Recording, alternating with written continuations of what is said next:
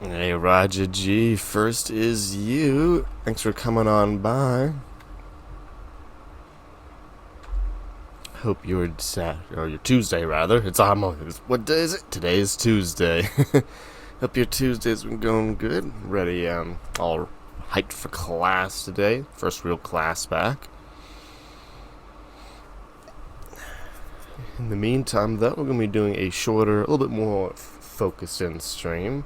So, as always, just have the leak code of the day, but then we're going to move on to our Pairwise Sorter to add some much needed features. The ability to easily jump through items quickly, with like keyboard shortcuts. The ability to rename items, which is something that does not exist, but we will add it. Hopefully, the API, if we have enough time.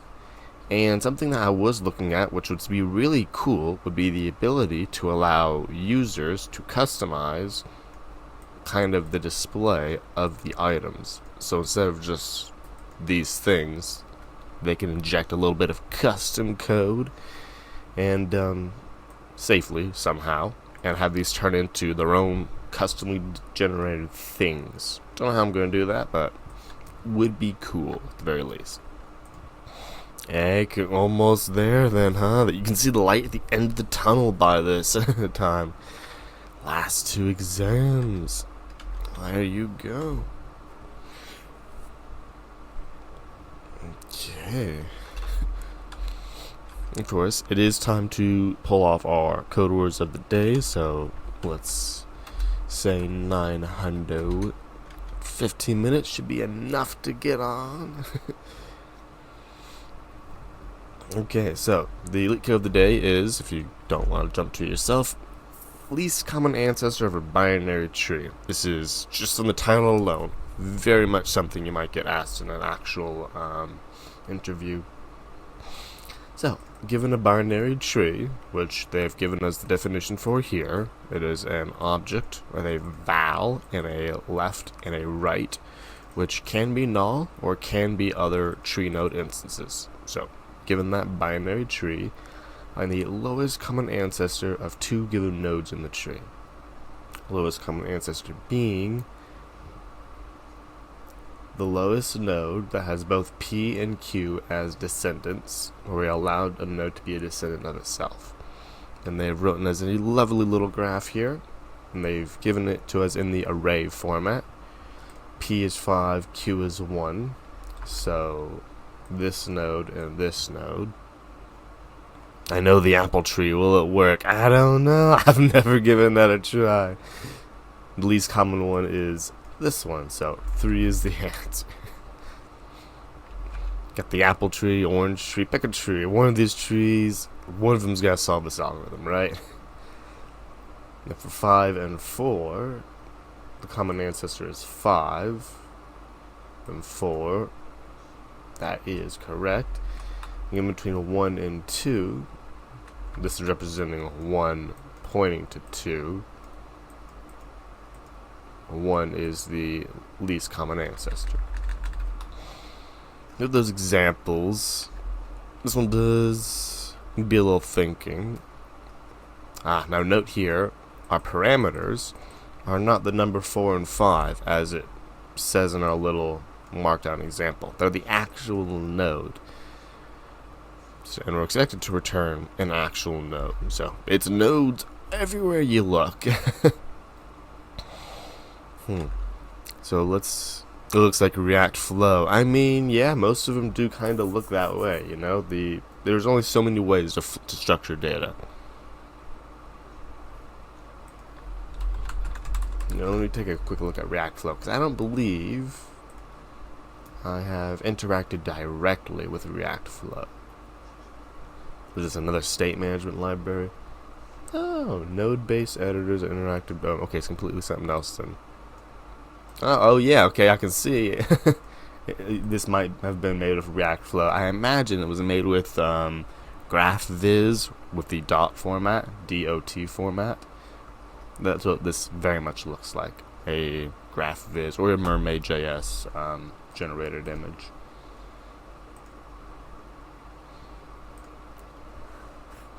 But yeah, let's think of the logic here. Now, we're given two nodes, and it looks like these nodes are guaranteed to be in the list. Here it is. P and Q will exist in the tree, so we don't. There's no case in which we couldn't find it. They're never going to be the same. All the vowels are going to be unique. Not sure what that means. And 10 to the 5th power number of nodes. So it looks like we will need to write the efficient version of whatever algorithm this is, because that's gonna time limit exceed anything not good. Okay, so let's break this down. Looking at 3, we essentially need to return. We don't have a good example here. Let's look at this example 2, where we have to go down the right branch. So what we'll do is we'll check ourselves and we'll say, hey, are we P or Q? If that is true, then we return ourself. Then we check our left branch and point to the right one. So we'll check our right branch. We'll recursively call, I believe. That's probably the easier way to code this. So we'll recursively call on ourselves, passing our right branch, and we'll say, hey, am I P or Q? The answer is going to be no. It'll check its left and its right, and it'll say, hey, neither my left or right has P or Q. So failures, which means the right branch is a failure, which will be a null, which will mean that I, 3, cannot be the least common ancestor. Then we do it again for 5. So we say, hey, am I P or Q? The answer is yes, so I'll return myself. I don't even get to look down the rest of them. Let's try for the other example, the one where we actually look left and right. So, is 3 P or Q? That is false. So we go down the right branch. Is the right branch P or Q? That is true, so this is a truthy thing it returns. Is the left branch P or Q? That's also true. So if I am P or Q, or if either recursive calls to left or right return P or Q, then I return myself. Otherwise, I return null or false or something. And hey, thanks for coming on by. What that? Hope your Tuesday's going well. Ooh, we do not have peach. I got pink. Will that be satisfactory, Raja? I'm trying to think. I mean, those are all the colors. It's not a color wheel. It's a set thing of cursors. I'm trying to think. What is peach closest to? I mean, pink would be the closest, I'd say. Pink. Wait, what? Dracula. Dracula it is. For some reason, I can't. It's such a weird thing. You think me, as a channel streamer, I could run my own redemption as much as I want, but even I'm limited by my limits. So I just gotta go manually find out how to change my cursor Dracula. There we go. Dracula it is. It's these little it's this little transparent little black thing. It's just every cursor I have on my system, you know. So quite subtle, but it is a Dracula. Don't ask me why they call it Dracula, Raj G. Your guess is as good as mine.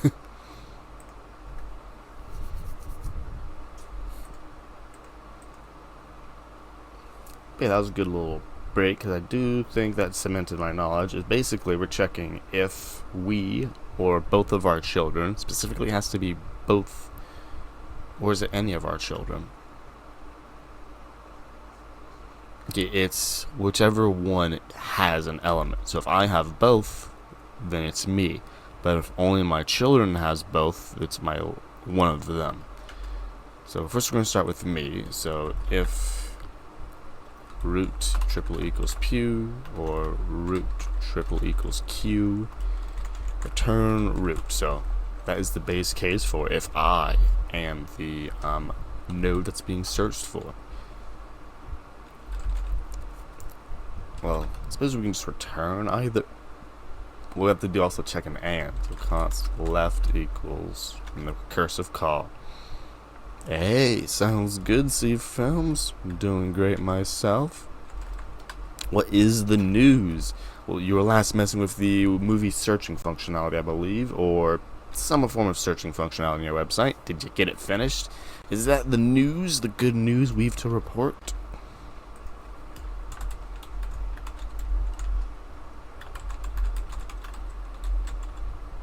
Root left. Then we're going past P and Q. And Q, not W. And then right. Right. Now turn left and right. So if both of them, then self. Otherwise, it's left, left. Otherwise, right. Let's add them semicolons. Are you keeping us in suspense, C Films? Must be some amazing news.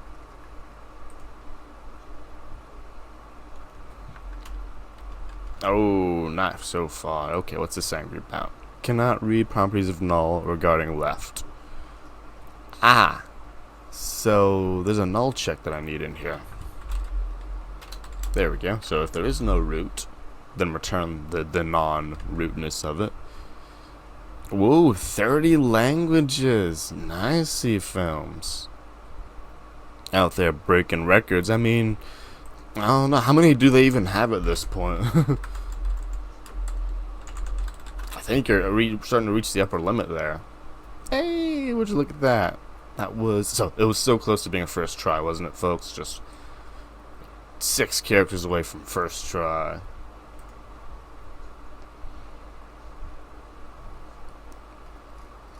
I mean, at least on all the main ones, that seems to be 30 already, yeah. Nice, C Films. Definitely becoming the most jack of all trades there.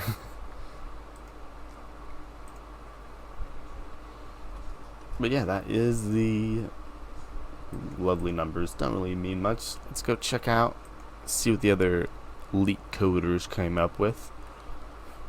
Wow, that's a cool spinny thing. Good cursor choice.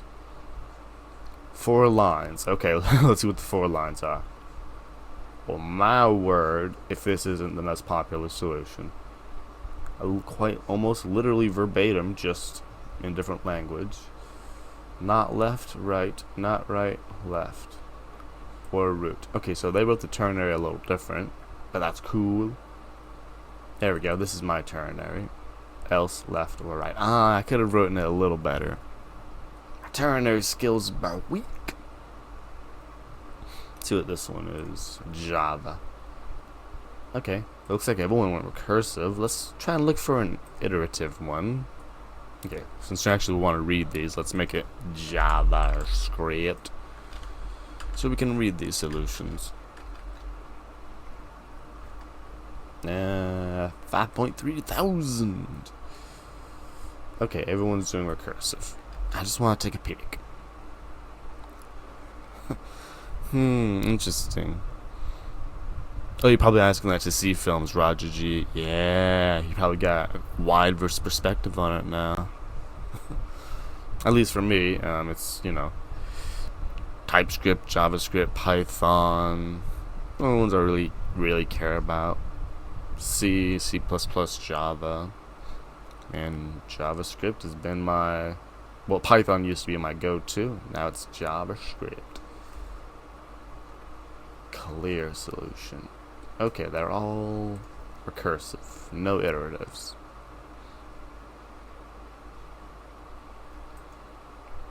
Now here's a nope. Okay, folks, well, I looked. They're all recursive, so we're not getting any other variations on the problem here. There we go, folks.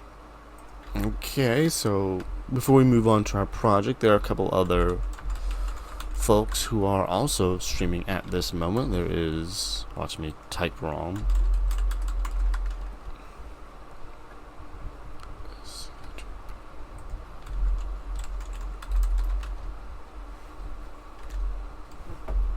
I gotta do a lot of spelling right.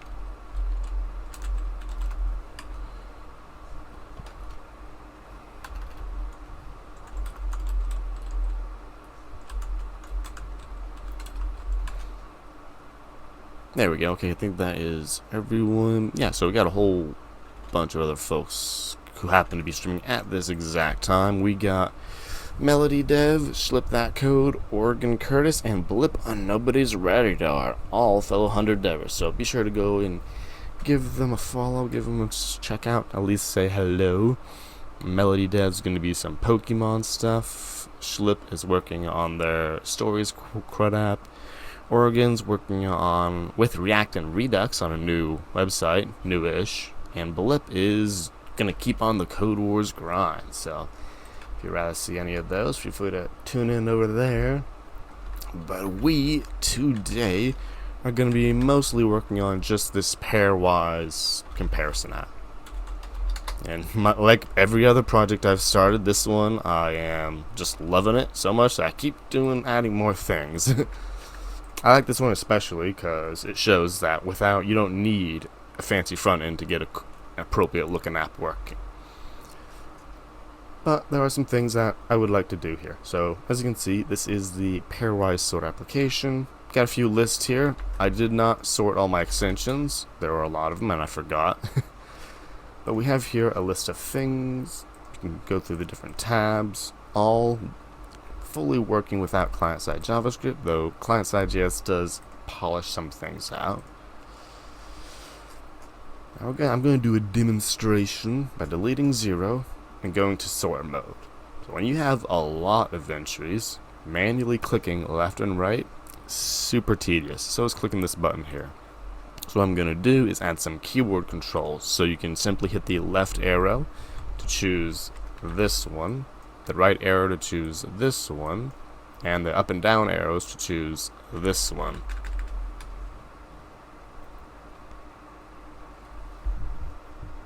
C++.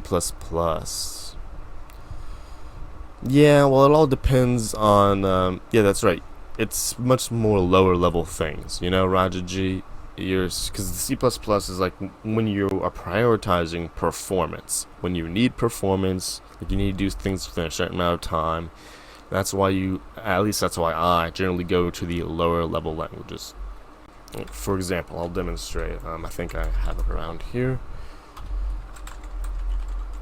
So I forgot to toggle this, but I do have an example of what a usable C++ application would go for and why I chose C++ over something else. I just have to go find it. Let me drag. Actually, gotta find through my paths.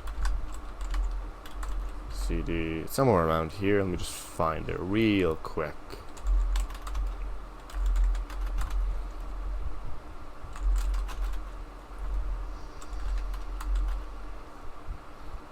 There we go. Here is the project.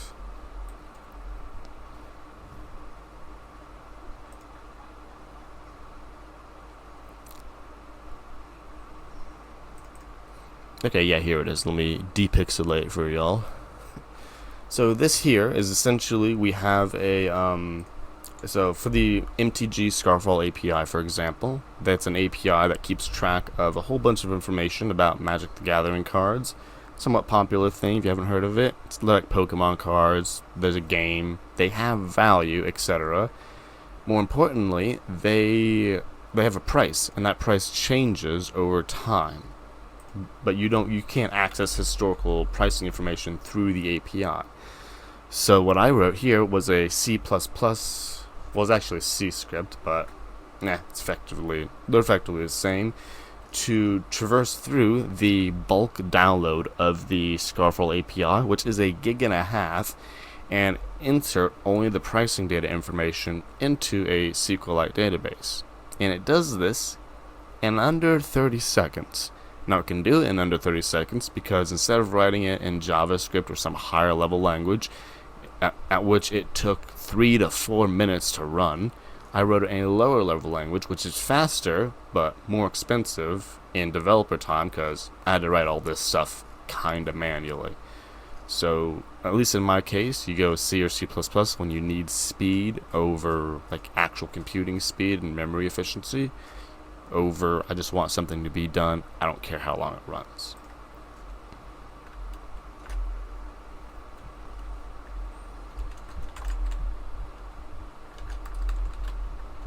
Hopefully that gives you some insight into your decision of when you choose it.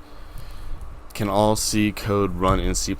Yes, it can, C films, because, well, for the most part, C++ is not exactly a superset over C, but there's a flag, basically like extern C, that basically tells you to compile your your C as C++ and makes it directly linkable as a library or module. So yeah, you can do it C films, and I have done it before with I can't show you that one because the other one's a paid project, essentially, in which some Python code needed to call some C++ code, or needed to call some C code, and I had it written in the other way. So yeah, they can interoperably work with each other. And yeah, I believe so it can be platform independent. So I don't believe there's anything stopping you from making your C++ applications platform independent. You can do things that do lock in certain platforms by using certain libraries, which it's kind of difficult to tell which is and isn't. Like if you're using some Linux specific commands or process calls, then you're not going to be able to run on Windows, for example. But yeah, you should be able to do most things in C++ platform independent, Roger G.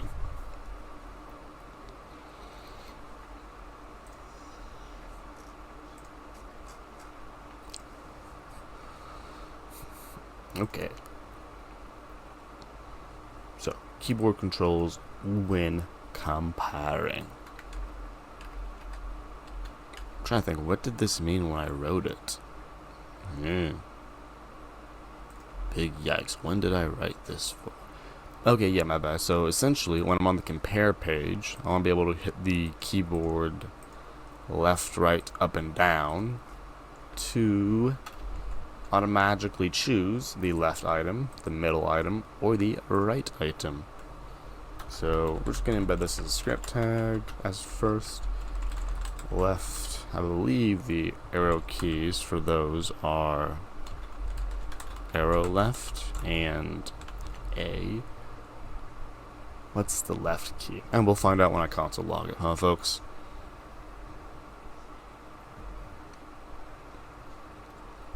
Yeah, see, films, I mean, that's kind of how it goes, right? You get the ideas, you don't know how to do it. Then after enough time, building up more experience, you can come back to and be like, ah, I see how to do it now.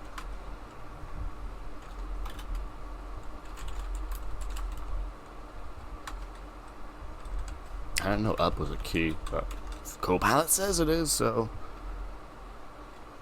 this will be document, add event listener. Write it for me, Copilot. I mean, I believe, yeah, I think that's the goal in most programming languages, right? C films. Hey, Dev Mozzie, thanks for coming on by. I think I forgot there yet. Those don't know, bringing all the streamers in today. Dev Mozzie also does some cool streams, work on their portfolio and stuff, making that cool NASA magic work. Pretty fun streams. Hope your Tuesday is going well. Hope y'all are hyped for class as we are today. Gonna jump back in the material. Looking forward to it. Hey Jim, how's it going? Over here, we beat our code wars of the day. Now we're working solely on our pairwise comparison project. Hope y'all's Tuesday's been going well yourself. We just let Copilot write us some code and wrote to see if it works. Hey. Go Copilot. So we have a list of numbers. We're going to go into sorting mode. Then with my keyboard only, I'm going to click the left arrow. Ta-da! Yeah, we all are. Looking forward to getting back into that Spaced repetition. I imagine it's going to be a bit more of a review this one, but yeah. Have I done any React Redux? Yes, I have, Jim. It was before Redux came out with Redux Toolkit, so it's a little outdated knowledge, but yeah, I've worked with React and Redux and a few other state management libraries like Zustand and stuff like that. So yeah, I've had a few. I haven't really picked one I liked, you know. I mean, Zustand seemed to be pretty minimalistic. It did what I needed. Sure, there are better ones out there, but just use what fits the problem, right? I do like the replayability of Redux thanks to the library. The next state management library I'm going to look into is Xstate, because there are state machines and all that, so curious on looking at that one next. Oh yeah, for sure, C films. There are a lot of them that are, you know, more difficult to read and write. Then there are a lot of them that aren't, yeah. There's a whole spectrum of readability and usability. Okay, so let's see if I hit the up arrow. Oh, what did it do? Oh, it sorted it to equals. Oh, well, that's above grade there. Add that to our lovely list. So what is this? Fix styling. There we go. So yeah, we're gonna do that also, but one task at a time. So if we delete this, so that was the up arrow. We also want the down arrow to. Nah, we just want the up arrow, right? Because it's left, upper, right. WAS for our gamer friends. And let's hit left, we should get 0. Then right, we should get 2. Yeah, I mean, that's just Java in general, you know? They're very explicit over implicit. Everything forced to be object-oriented. Gotta have everything as a class and all that. I hear if you want the loveliness of the JVM, but you don't want to deal with that, the solution is Kotlin. So, if you want to use the JVM interactive Java stuff, but don't want to deal with all that boilerplate, Kotlin is your answer.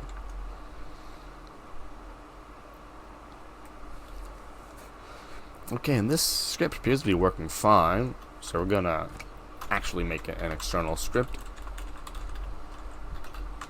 JS, compare JS. Copilot knows what I want. How so smart.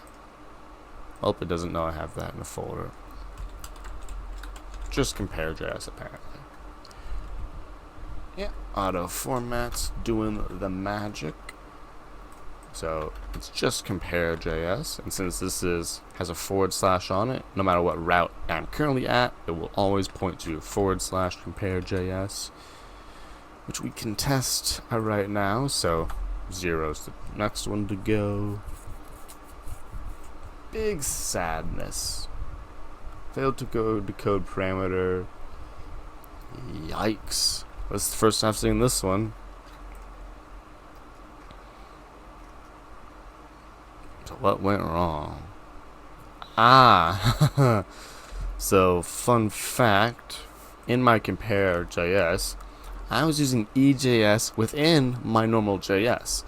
So these things were becoming populated with the correct IDs and stuff to point to, but now that's gone, so these are just strings. So my solution is to either put it back in the EJS file, or be smart and copy the href of the 0th, 1th, and 2th buttons. So this will be const hrefs, and this will be, no, not that Copilot.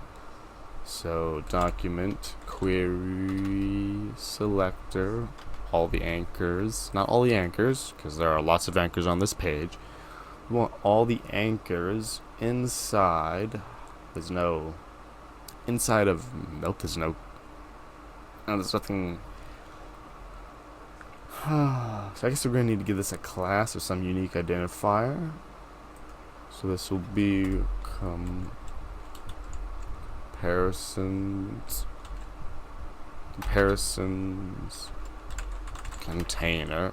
Right, and since this isn't being stylely used, we'll give this an ID instead, just for more clarity. So now if we go for all the anchors inside comparison containers, we want them, you know what, this is fine here. We just want the anchors. So now we can say anchors 0 click. Oh, okay. Let's see if that works, Copilot. 0, a 1, and a 2. That's a 3, not a 2, and a 1. Let's see what that looks like. So let's head on back here. Do a refresh to get new JavaScript in the browser. Hit the left arrow. Great sadness. Anchor 0 is undefined. Because this is searching for a tag of comparisons container, not an element with an ID of comparisons container. I don't know how it could get any simpler than that. See films in McFly, you input hello world and it outputs hello world. Could it be any more simpler? Okay, that appeared to work great. I hit left, right, and 0, and it got sorted auto-magically. So with that, our keyboard controls are working. This can go even further, though. You know, this can go further, since we have left, middle, and right. We're using 0, 1, and 2. Whenever you do these things that are essentially sequential, you can further, like, they're iterative. I'm basically saying if 0, 0, if 1, 1, if 2, 2. Instead of this, I can add, so, into a one-liner. I mean, it literally can't get, I don't think it can get any shorter C films unless you, like, start adding constants for HW evaluates the hello world or something like that, just for fun, but I don't think your hello world code can get literally any shorter than that, C films.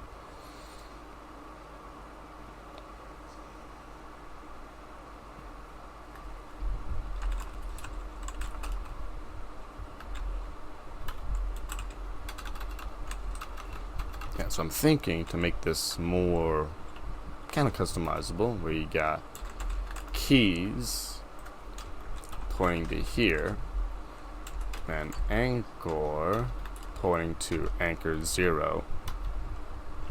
There we go. I think this is the way it's going to make it more, just a little bit clearer. I think Sadia is inspired with one-liner. They are creating a line city. Huh, interesting. I've never heard of that one, Rajaji. A line city. I played Line Rider. That's a game, but a line. Oh, Saudi Arabia. Ah, bizarre city dubbed The Line. Oh, vertical living. 100-mile long emission-free smart city. I mean, that's definitely an interesting idea. Sounds like they might be able to pull it off. Look at a pretty picture. Wow, as a line.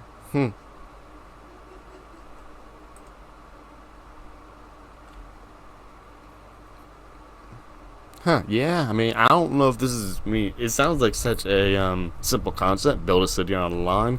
I doubt they're the first one to do it, but at least in modern time, it sounds unique to me.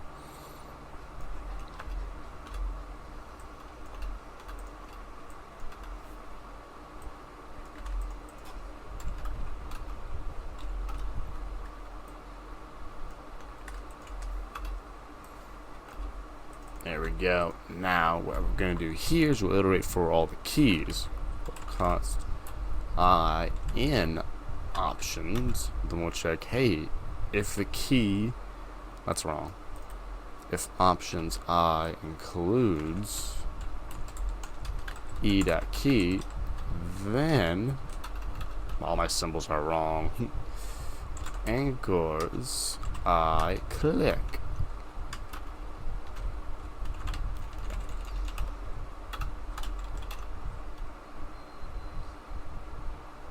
Yeah, Roger G. It sounds like a very unique concept, that is for sure. At least uniquely that I've heard of. Be interesting to see how it turns out.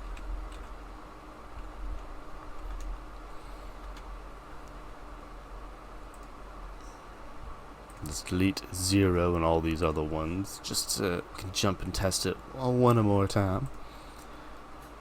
So we're here, we click the left arrow, 0 wins, the up arrow, neither wins, and our reported comparisons is 0 winning and neither winning. Now if we jump back into sort mode once more, hit the right arrow, right wins, as expected. Okay, I believe this feature. Let's go ahead and finish sorting our lovely list of numbers. Absolutely beautiful. Roger G. Okay, so usually if you're using a one-liner, it's going to be a map. So if you have, for example, a prompt, given an array, double all the numbers. Watch Copilot write it for me. There you go. see, Copilot even suggests doing a map. So if your one-liner, essentially, if you're expected to return an array or an input of anything that is the same size as the one you're given, probably looking for a map. For each is essentially when you want to use a for loop that doesn't have any specific connotation to it. So you could let result equals this and say for each, and then push to result the double number, and then return result, but you're obviously out of one-liner territory at this point. So since he specifically said one-liner, it's probably going to be a map, unless your input and output is not a one-to-one relation, in which case map might not even be able to help you, and if it's not one-to-one, you might be looking for a reduce, or it all depends on the problem, Roger G. Yeah, I definitely say a map is more the appropriate solution for any one-liners, compared to for each, that is.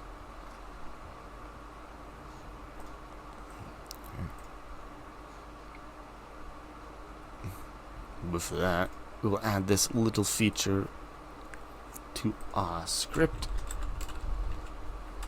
And this is technically a new feature, but oh yeah, it is a new feature, so 7L.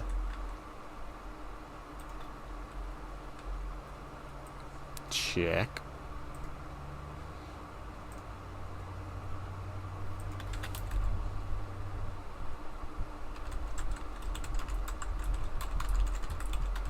We should also add some information that allows you to know you can do this. Right now it's a secret feature for only those who have come to this stream know how to use.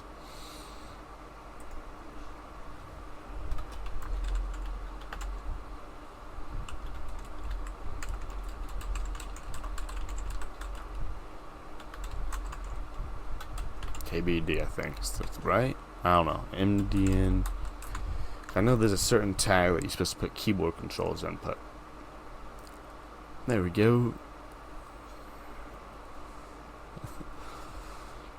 KBD. Oh, look, it makes a cool little looking thing. Awesome. Can we have multiple values in the array and get only a single value return from map? No, Roger G, you cannot do that with just map. So an example is like if you're given an array and you want to return just the average of it. So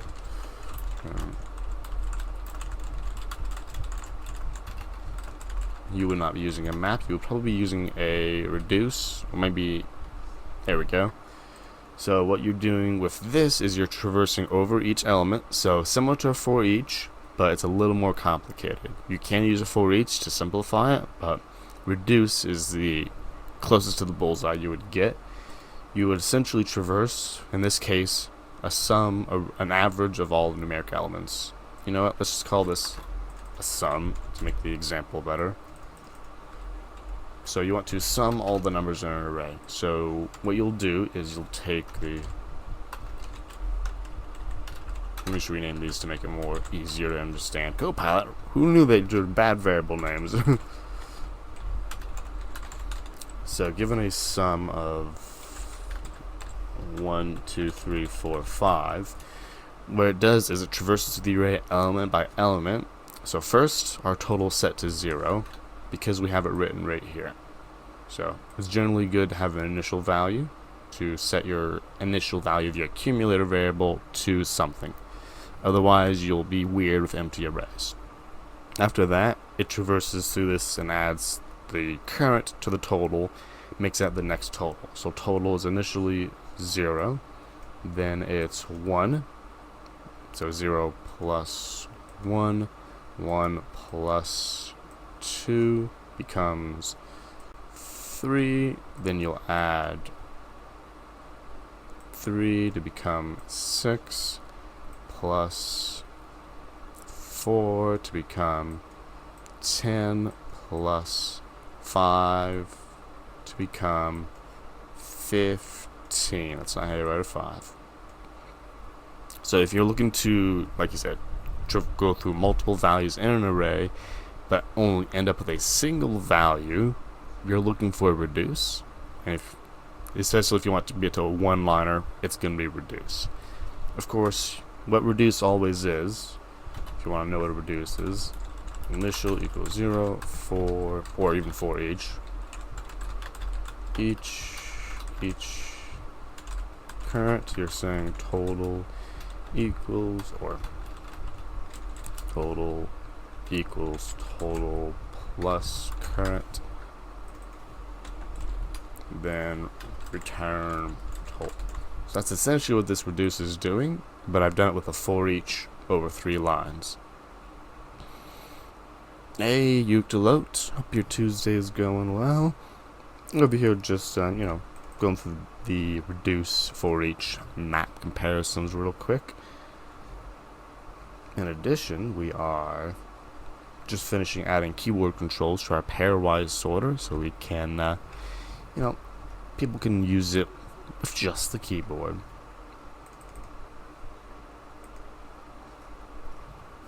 Yeah, I hope that makes a little bit more sense, Roger G. Reduce is your one-liner goal, but you can still do it with for each or a classic for loop to get a single value from your map.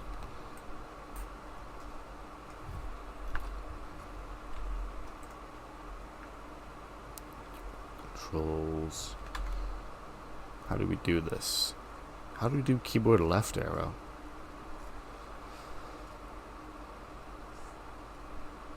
Ooh, there's unstyling. So it looks like I gotta throw some styles on this. Hey, I'm glad that came across well. I'm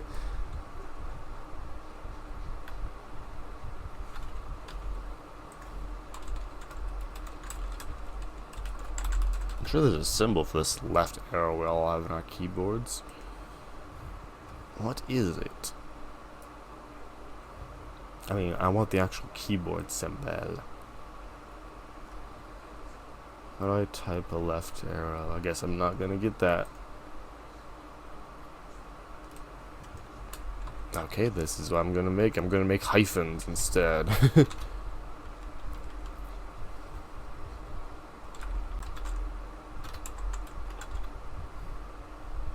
And up arrows, I guess that's caret.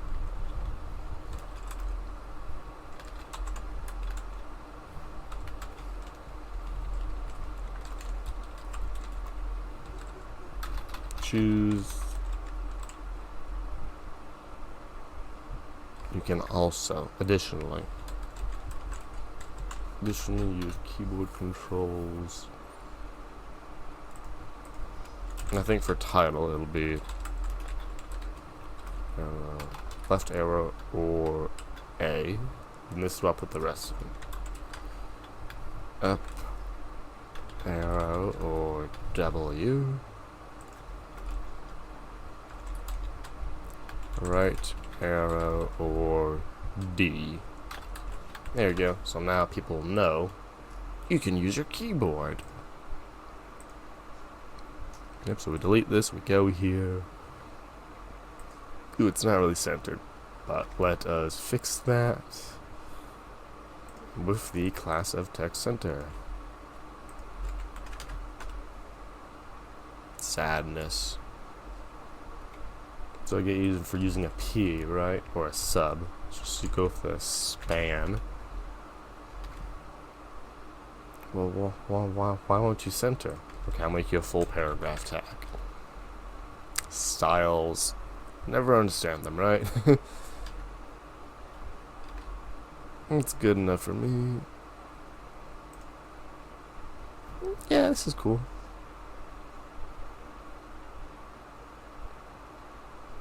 They're not obviously a left, right, and up, down arrow, though. So how do they make them look so cool? Aha! There's CSS in here. They were hiding CSS. I'm sure Bootstrap might have something, though. Let's check out the Bootstrap. So, read the docs. Answer of all knowledge. Keyboard. Carousel keyboard, off canvas keyboard. Model tooltip reboot. KBD. Here it is. There we go. Use KBD to indicate. Wait, how do I? These look amazing. How do I get these? I want them. That's just HTML. Am I missing some thing that does magic? Reboot, a collection of element-specific CSS changes. Kickstart. Oh, so it's like a Bootstrap normalized extension. I didn't realize I didn't have this. Give it to me now. How do I use? But how do I use it? Or, for example, reboot some table styles simpler. But how do I use it?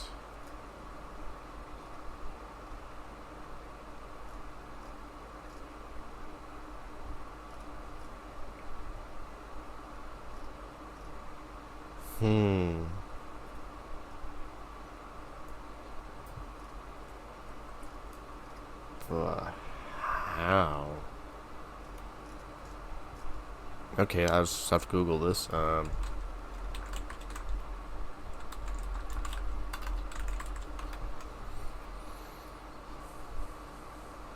Okay, how do I import? Yeah, how do I use it?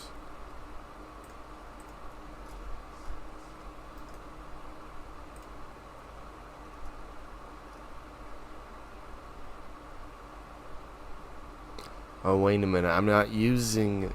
Because I'm not using Bootstrap. I'm using the weird themed one. Oh, is that why I don't get the cool stuff? You know what? That's fine. I will steal the styles myself and move on with my life. I'm only here for one thing and one thing only. Your styles. Here they are. Yoink.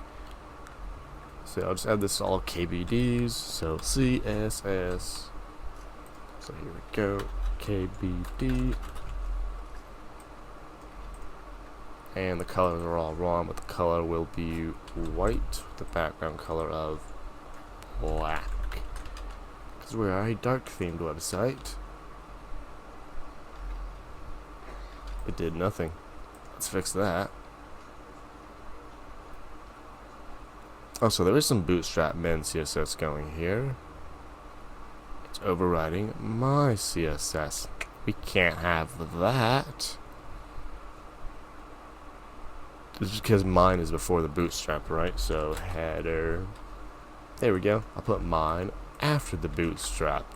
I am the one in charge of the cascade now. Look at me. I cascade. There we go. Exactly what I want. Goodbye, tabs. I think it's about as best as I'm going to get. Let's go ahead and actually use this. And done. Lovely. Look at these styles. Let's do a sanity. Just normalize these just a little bit.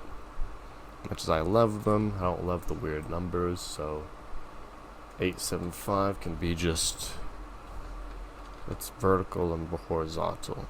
Actually, it does look good though. Okay, yeah, these are all pretty good numbers. I thought they were random, but nope, they are quartered. So yeah, with that, we can make this commit. So add keyboard comparison controls.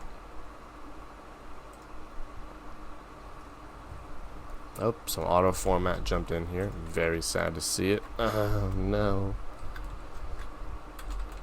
Set default. This is why I don't set the formatter on VS Code. Format document with prettier ESLint. There we go. No. Format document with CSS language features. No. Style lint. Okay, good. Didn't make any changes. Oh, never mind. I have to set my default formatter for this to be cool. There we go. Now that it's set to prettier ESLint, stop messing with my CSS. And boom, that feature is done. Next one on the books, renaming items. Let's fix this triple equals styling though. So I have triple equals. It's in an HTML or an EJS file. Here it is, and it looks wrong because look at all these tags. These tags are all messed up. I forgot to turn that on. But yeah, we have an opening, a closing, and then another closing. So the divs are all crazy. So if I change that, and I need to generate a triple equals sort, up arrow. Ta-da! It looks like the rest of them now, so that was the goal. Update our little count. The smallest commit you've ever seen, folks. A 4-character change.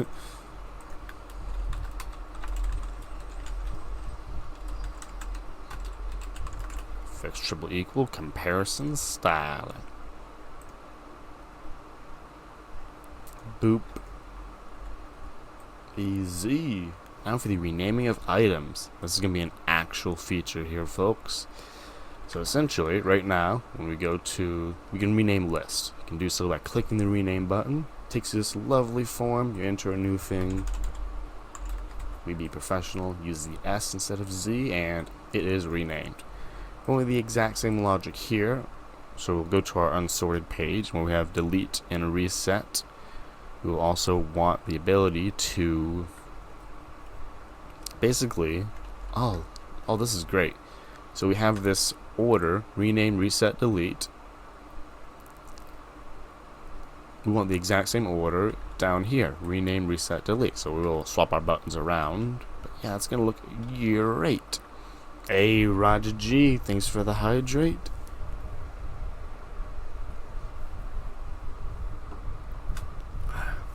And the posture check, okay.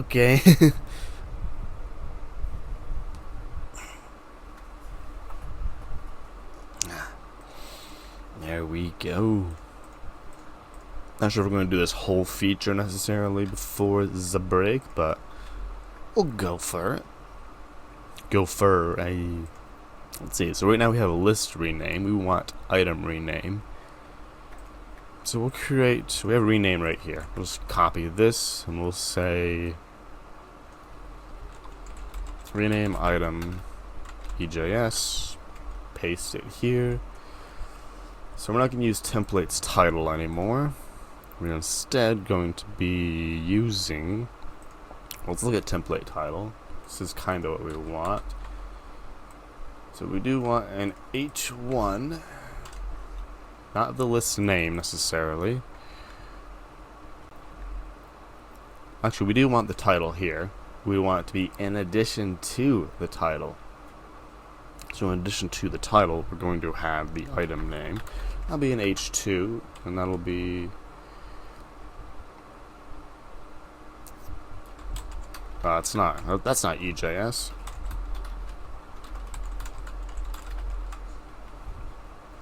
You know what? Something I didn't do that I do want to do now. Oh, yeah. Keep focused. Stay focused. Don't get distracted. I'll add this as a to-do, and we'll do it. Love you, VS Code. There we go. So this will be pre-fill edit fields with previous value. So when you go to rename something, it has the previous name in the box. So if it's a big name, you only have to make a few changes. But we're not doing that right now. We are renaming the item. So new name, rename. This form is quite literally identical, folks. But we do need an item. So that is the front end made for the renaming. Now we need these front end working for the list of unsorted. So we have rename, reset, and delete is the order we want. So reset goes up there, and rename goes right here. There we go, and we want primary for the blue. So yeah, we have the route will be list ID, item ID, rename. That seems perfect to me. Let's see how this looks. I like it. Now this button kind of looks out of place, make public, so maybe later I'll check that somewhere, but it's fine for now. Now it's EJS time. Specifically, it's route time. So we have item, delete, reset. We will add another one for rename. This will be, first will be render item rename page. Then we'll have the actual handler, which will be handling the post at that endpoint. Exact same thing. This controller will be called rename item. That feels right. The order being weird is throwing me off, so we gotta fix that. Rename, delete, reset. Rename, delete. Okay, yeah, all these orders are throwing me off. Don't get lost. We'll fix it later. But for now, we have to write these two controllers. So before we write them, we'll go ahead and import them. Render item and rename. I know how to spell words. And rename item. So as the highlighting is suggesting, we gotta go to our controller and add these two functions. So we'll go to the very bottom. Function render rename page. Let's see if Copilot can write some stuff. Okay, Copilot, what have you given us? Render, nope, that's not, I called it the wrong thing. Render item rename page. Now Copilot can write some code. Is defined but never used because we haven't exported it. There we go. So let's look at what it made for us. So we're getting our client, we're getting our list, we're finding the list that is owned and operated by yours truly. If we don't find the list, we redirect back home. If we do find it, then we render list item rename, the URL, all this stuff that we need, and the item. So this ain't right. Request params item, that's essentially just going to be a string. So let's look at our list, how they look like in the database. We have a thing of items. Okay, I have to create item. I have to find that one because that is where it's readable at. This is what you get for not having a Mongoose schema, folks. You can't look at it, you have to go make stuff. Nope, not compare items. There it is. Create items. Went to the wrong one. There we go. So here it is. So for each, here this is what our item looks like. It is in the items array, and they are things that have underscore IDs matching what I'm looking for. So I need to find the item. So const item equals. There we go. Now it's doing a toString. That's not the recommended way to compare MongoDB object IDs. So we use the equals method. After we convert it to actual ID, const item ID equals new object ID, as we've done on 389. So now it's a real ID that we can compare, essentially find in the array the object that has a ._ID equal to the one we're asking for. If it's not found, good old redirect home. If it is found, then we pass it as is. And as you can see, we are supporting additional arguments, because when you try to rename an item to its existing name, you're going to get a little warning, or to an invalid name, you're going to get a little warning. So function rename item, go Copilot. Yeah, okay, Copilot. So if you didn't give me a name, return the page. New item name cannot be empty. Good. Get the thing. Setting modified at. Yeah, that was a real good try there. So firstly, we're going to the unsorted tab, because we're renaming an item. We want to go back to that renamed item. Then this is not doing its trick, so we are setting modified at to now, because things have been modified. But we are... Hold on. Hold the phone. When do we update modified at of the list? Because right here we're getting the last modified list perfectly fine. Okay, let's unfold all, because Control D is failing me. Okay, when we create the list, it's modified at now, obviously. We add an item to the list. We're setting its modified now to now. Okay, yeah, so I guess this is what we're doing. Future me is like, what does past me think they're doing? But we'll listen to past me. Ooh, Copilot. Exactly what I want. Items. Oh, no, I don't know what that is. What the heck is this? What did you do there? That's not what I want, Copilot. Yes, it is.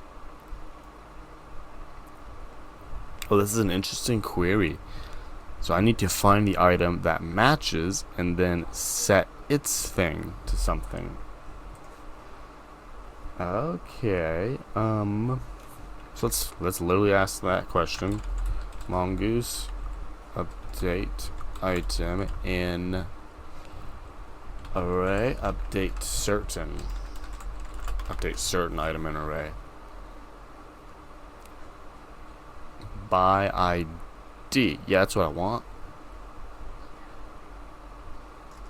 Let's go down to the code, find one and update lm match. What is lm match? Tell me, Google.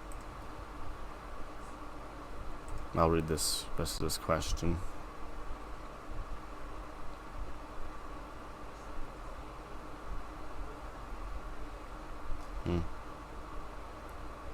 Yeah, I'm confused about this $sign operator. I've never seen it before.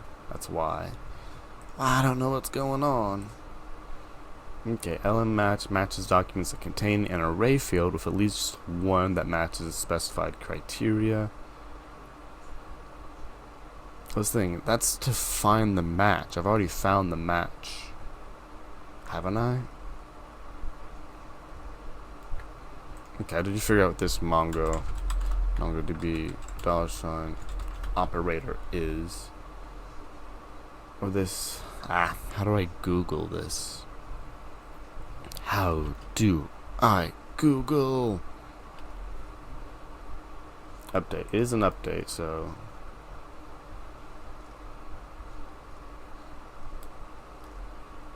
Oh, here it is. Acts as a placeholder. Update the first element that matches the query condition. Update all elements that match the query condition. All elements that match array filters condition. Okay, so yeah, so one of these things, one of these three right here are my magic thingamabobs. An element without specifying the position to project to update all elements to match up all the update and array filter or conditions. This feels like what I want. Let's look at their examples though. Could just give me an example. Update the first element whose value is 80, 82. Whose value is 80 to 82. So I search for an ID, then for grades of 80. So the filter before impacts the... Okay, what's the name of this thing? The positional $ operator. Wow, that's a great name. So if I add to my query items is plural, right? But cost item equals, there we go. Will it be smart enough to find the one with underscore ID equaling this? There's only one way to find out. Strings must use single quotes. Oh yeah, I guess it can be single. I'm not using any template magic there. This is going to be a good one, folks, because we're either going to rename everything, we're going to rename nothing, we're going to do exactly what we want on first try. And we know that ain't going to happen, so everything or nothing, let's find out. So we want to rename 10 to nothing. List item rename. So I probably called the view something else. Rename item. Yeah, that is the better name. Sorry, Copilot. You wrote some code I didn't review. There we go. Saved it. Wait a second. Restart. New name. 10. So nothing happened. That's honestly the not too bad of things that could happen.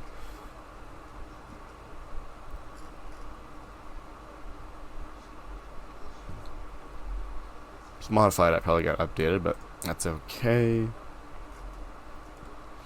So we want sub thing with an ID. Let's go back to the docs. Element match. It's probably what we want now.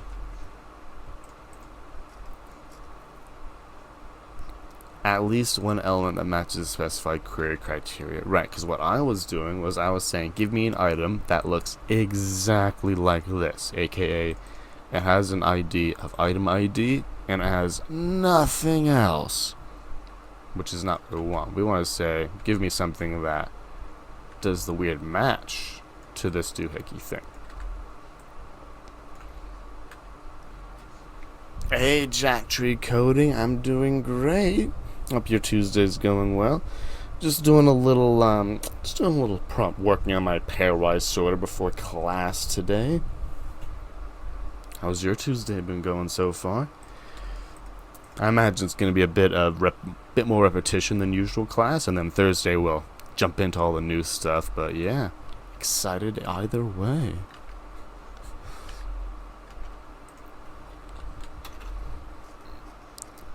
Think thoughts now. Yeah, if you didn't know, we got all the 100 dev streamers. We thought a bunch of 100 dev streamers were streaming last time, and now we got all of them today. There's Melody Dev, Curtis, and Blip on nobody's radar. Schlip was also on earlier, but they're off now, so feel free to drop in and say hello to them. They'll probably, Melody, let me see, what's Melody doing? Doing their sheet codes, something about weather right now. Oregon's working with React and Redux, so if you're dying to check out that new stuff, it's there.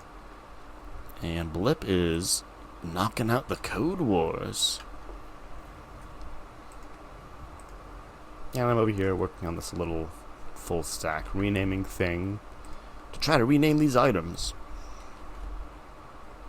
Nice, yeah. Everyone's making sure they got that full stack CRUD app, right?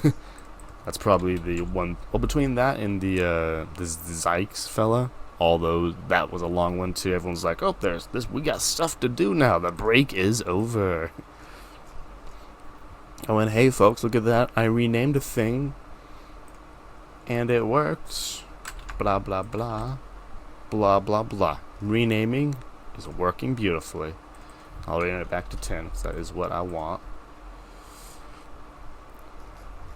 Okay, with that, it's not. It's a little spooky. It's a little crazy magic MongoDB-ness, but it is somewhat explainable. So, last blaze through this, we want to get the or update the one thing. Yeah, the Zell one we already did all of these things. I should make that clear. All of these things were technically due before the break, but now it's just coming back in again to be like, hey, if you missed any of these are the things that we were expected to do before the break. But yeah, the Zell one, we did that with Mayan. Full stack CRUD, we did a number of those with Mayan that would fit the criteria. Yeah, we did a fair amount of all the stuff is technically been done. But just a reminder, like, these are the things that we needed to do. But yeah, so what we're doing is we're updating the one that matches this. So we're updating the one that has an ID of the list we're accessing, owned by the current user, and has an item that matches the element, aka has at least one property, aka the ID, with an item ID. Now this is weird magic. I didn't understand it, but I don't question it. Now this is smart. It remembers the index of the element that matched. Now once you do that, you can take that to your set operator, and when you use the $, it's all smart. It's like, oh, I remember exactly which index matched. So it takes it and it shoves it in there automatically. So you're updating the item at the element matched index, and then the name to whatever it is. Don't ask me how, it just does. Yeah, my little CRUD app. Well, I mean, they're all a bunch of little CRUD apps. There's like, tiny little things just for purposes of CRUD. That's kind of why I started this one, to be like, hey, look here. You can write 0 client-side code. Like, if you hate front end that bad, you don't need it. EJS, as much as we don't like the weird symbols, it's powerful enough to make your full stack app, You can do it. It's just a little weird. You gotta get the Stockholm Syndrome in your blood. Then you can use EJS lovely. Add item. Yeah, with that, we have added item renaming.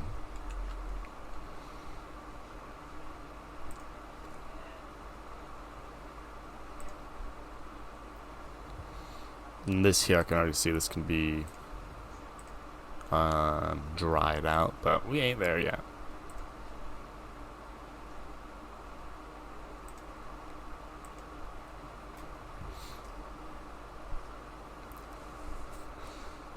Okay, with that, we are good there. And before we run off and I forget everything that we just did, gotta update our list, and then we'll take our break. There we go. Prevent renaming to same name. So if you try to rename 10 to 10, literally the same thing, we're gonna tell you, don't do that. You can't do that. And then to close, the ability to close the message alerts. Basically, when you do something bad, this is awkward. All my front end prevents me from doing bad stuff, but when you do something bad, it will, yes, log out. That gives me an example. When you do something bad, we've done the bad thing. This thing's here. It'd be nice if you can just be like, click it and make it go away. So, after the break, we're going to be adding that little bit. We're going to pre-fill the fields with the previous value, prevent renaming to the same item, and yeah, a bunch of little things to do. Of course, there is the latest to the moon, I think is the one, right? Yeah, nope, not the one. Git push Heroku main. Update the code so y'all can see the new version and mess with it yourself. And with that, we will be taking a break. Be sure to, I'm gonna go check out the fellow 100 Dev streamers. Be sure y'all do too. We'll catch you on the other side.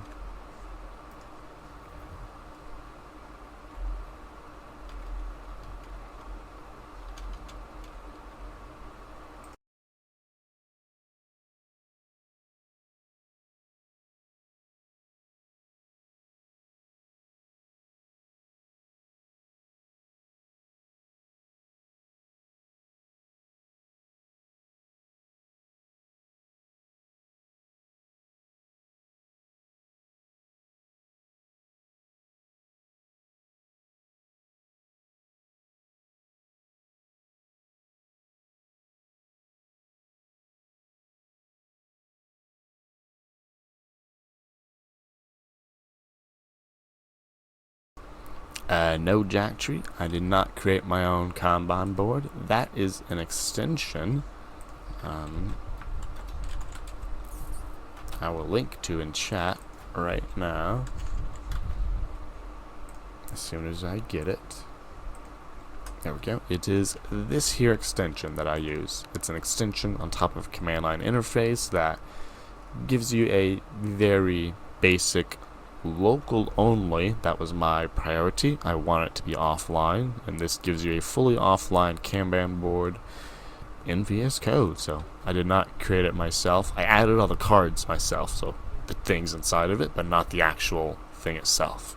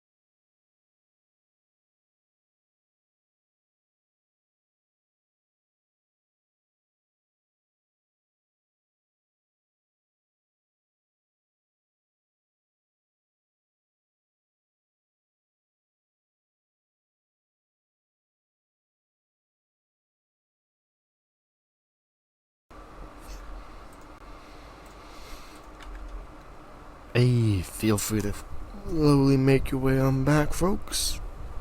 Break is coming to an end.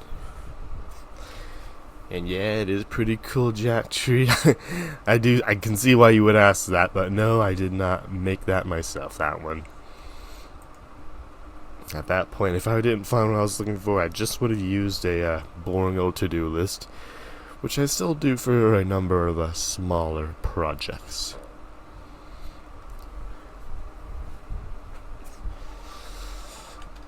And with that, our break do be over. And a whoosh. And a whoosh. Let's start up another session.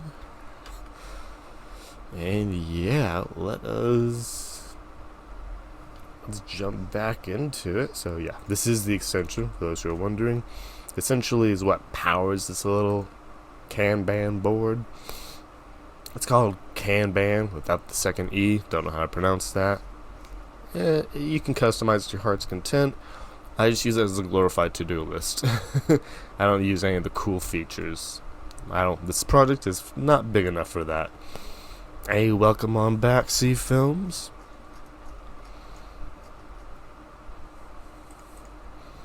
Did you make the hello world even shorter? I don't know if that's possible, but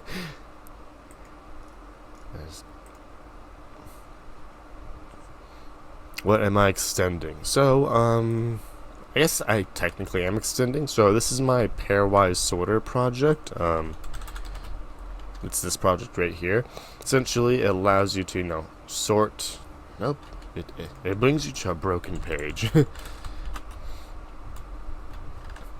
That's just this project here that allows you to, mess around with lists, to sort them as you enter your entries. After you log in, it has authentication too, just to show folks that it is another way of doing it.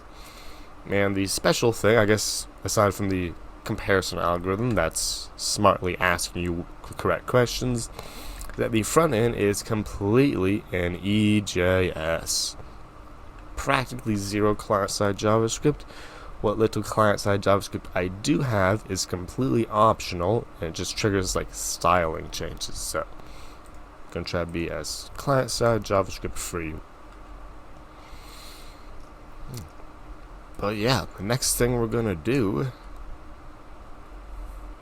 making a list, checking it twice, is the ability to close message alerts. I don't know how I want to do this. Let's just go to where they're being rendered at, which I believe is in the header. There we go. So if there's a locals message, this thing here. Now I think if I'm just like, we'll make this a link, so an anchor, not a P, that has an href of the current URL, which I can access with URL. So just basically take us where we currently are. So let's log out, then log in as something wrong. Ooh, so it messed up my styles a bit. Do you think you should allow single quotes for strings in McFly? It depends. Do they have like a specific different meaning? Because in some languages, like Java for example, single quotes are specifically only allowed for characters, like the letter A, but double quotes are for strings, which are multiple characters in one. Since you're building it on Python, I don't believe that distinction is built into the language, so I think allowing both would be fine.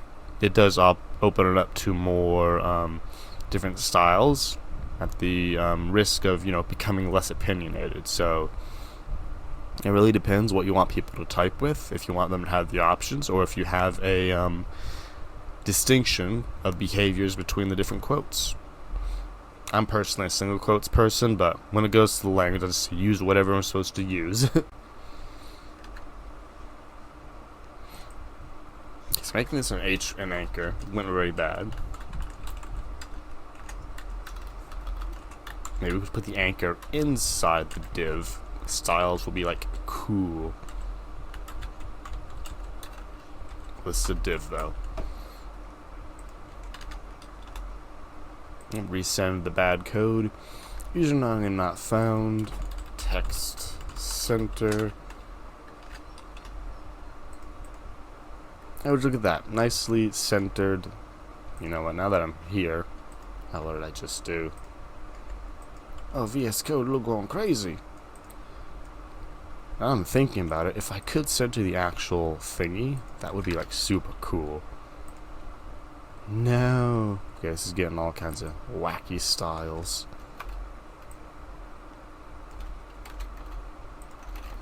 Okay, see if we can just do that. Now I want to center this. Okay, what is the style I need to center this? Text align center. That ain't doing it. Position relative. Padding. Oh, it's margin auto, right? Margin auto. That ain't doing it.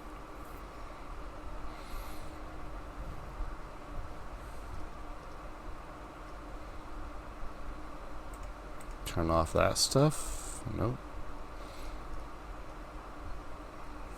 This is like the third time we've done this. Every time in Bootstrap, I'm like, what's the Bootstrap way to center things?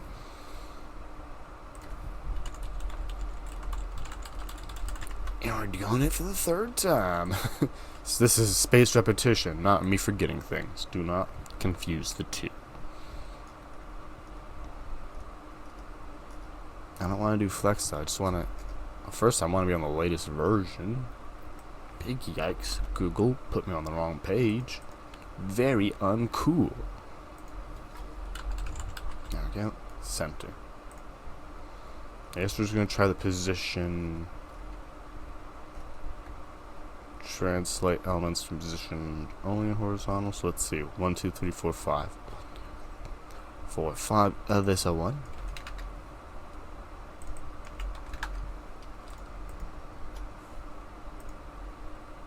Ooh, it's at the bottom. Very uncool. It's because I copied the bottom example.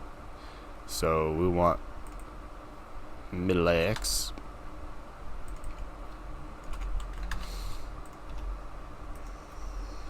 There we go. This is cool. It's a little overriding, but top 10. So it'd be, I don't know if these are mutable like this or not. Yeah, they are. Here's the thing. It's kind of overriding my stuff, though.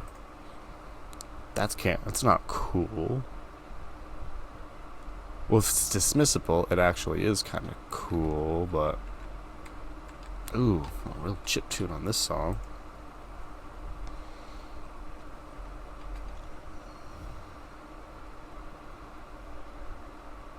Oh, the input of string... Oh, yeah, that's string question mark. That's telling you, am I a string or not? Output's true. Yeah, that's, what is it, a Ruby or... I don't know, the other one. Language that uses question marks to denote that this is a Boolean method or a Boolean logic. There you go. With max content. Because this is exactly what I want. What I really, really want.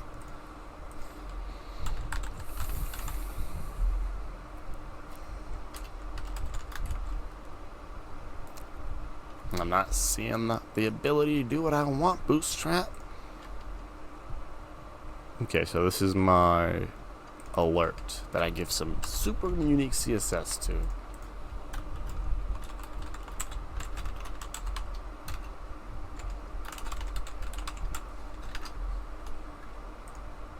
Ta-da! Now it just needs to be an anchor that does the needed closing.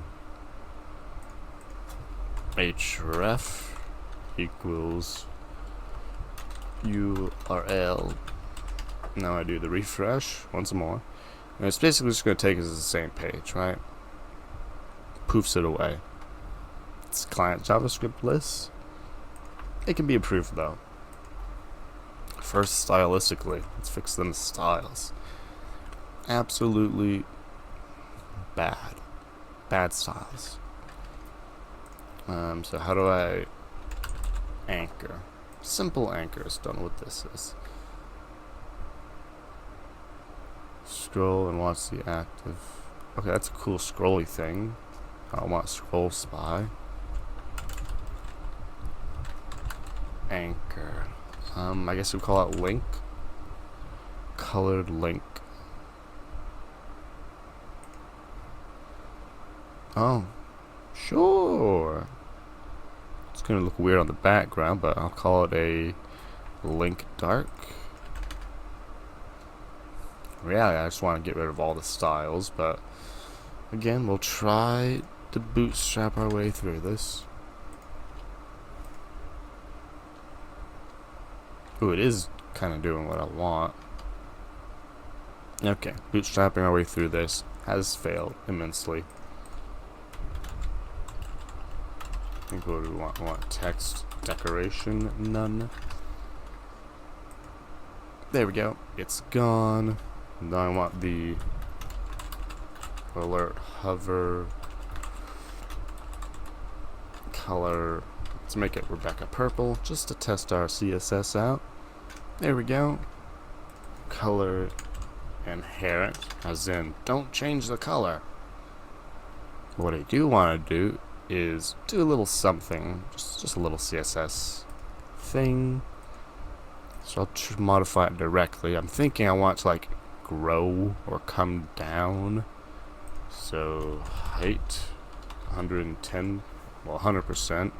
That's not what I want. I just want to like move, kind of grow down. So I want it to remain there. I want it to grow. Oh, a scale, right? Yeah, it's transform scale X and Y. I just give it like a what? 1.1. That's not how scales work. I'm being overridden by translate middle X. How dare you?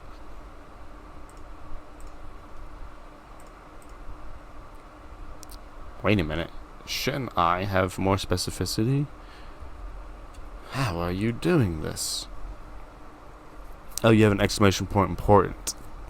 Absolutely disgusting. Bootstrap professional library. Uncool. Which means I need to use important to fight your importance. Okay, so it does that, but if I say transform origin, what is it? Center top? Or just say top? Oh, it's because your transform is also a translate X. Okay, so if I add... Basically, I'm going to get rid of translate middle X, so we're de-bootstrapping this, unfortunately. Super sad. But if I go from the base style of transform, translate X 50% to do the center magic to transform, translate X, and scale 1.1 for setting my... I don't know, just leave it like that. Specify the heck out of it. Yeah, Ryan. We're hitting the... We only had to add important to fight the bootstraps important, so it's not us, it's them. By the way, hope your Tuesday's going well. I hope you're hyped for class, the rest of us all. Looking forward to... It's probably going to be a fair amount of spaced repetition, but it's going to be good either way, Ryan, right? There you go. We did all that so we get the cute little hover thing. Whoosh, whoosh, whoosh, whoosh. There we go. Absolutely loving that. Now we do want to add a little JavaScript. I have string, number, integer, float, even, odd. That's pretty comprehensive there, C Films. I mean, yeah, that sounds like all the things you'd care to check about. At least, so yeah, you get the types, and then you get some specific things for numbers. Sounds pretty good. I don't know. I mean, not from what I can think. So yeah, you get the types, and you have specific kinds for the number. Huh. I mean, you can always add more, but I don't think I'd never really need any more than that. So string number, that's technically enough to do your type checking and be able to figure out ifs and else and such. So I'd say it's a pretty good base, C Films. Don't really necessarily need any more.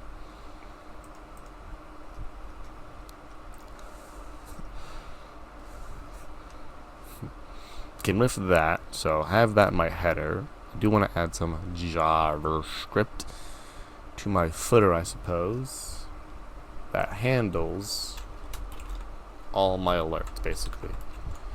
So that's not how you spell script, so you want script source index.js. So remember, all this JavaScript is optional, but if you do got JavaScript enabled, you get the improved functionality of the world. There you go. So we're just going to say if const alert equals document query selector alert, if alert add event listener. There we go.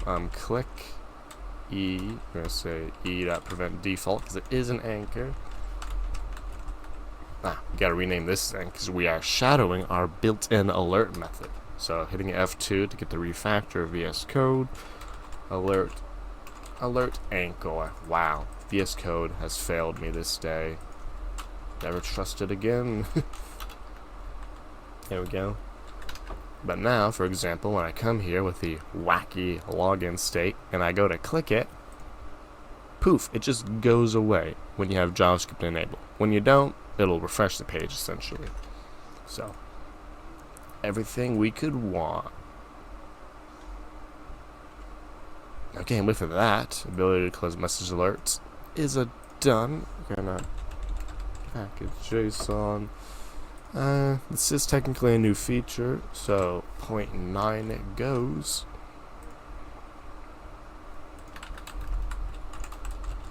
To close alerts. Right now we have one kind of alert, but it's okay. It's the only one we need to have.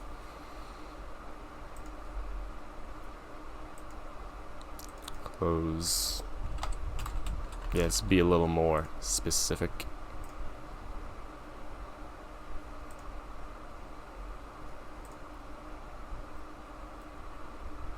And loving this. Okay. Pre-fill edit fields with previous value. So this is both of our renames. Rename item and rename.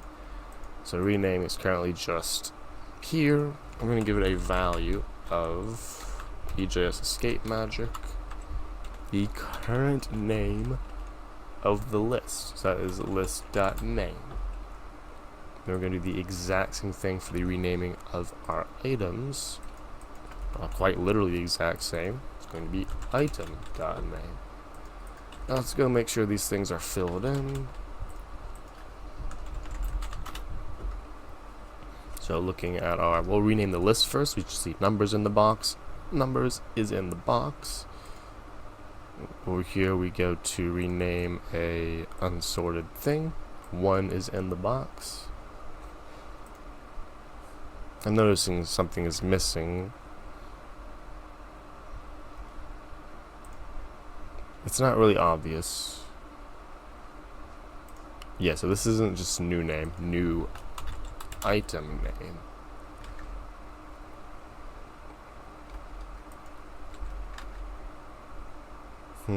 Maybe I want to add a breadcrumbs component. Let's see if Bootstrap has that built in. Hey, we got breadcrumbs here. Basically, it's your location and all. I don't know if I want it though.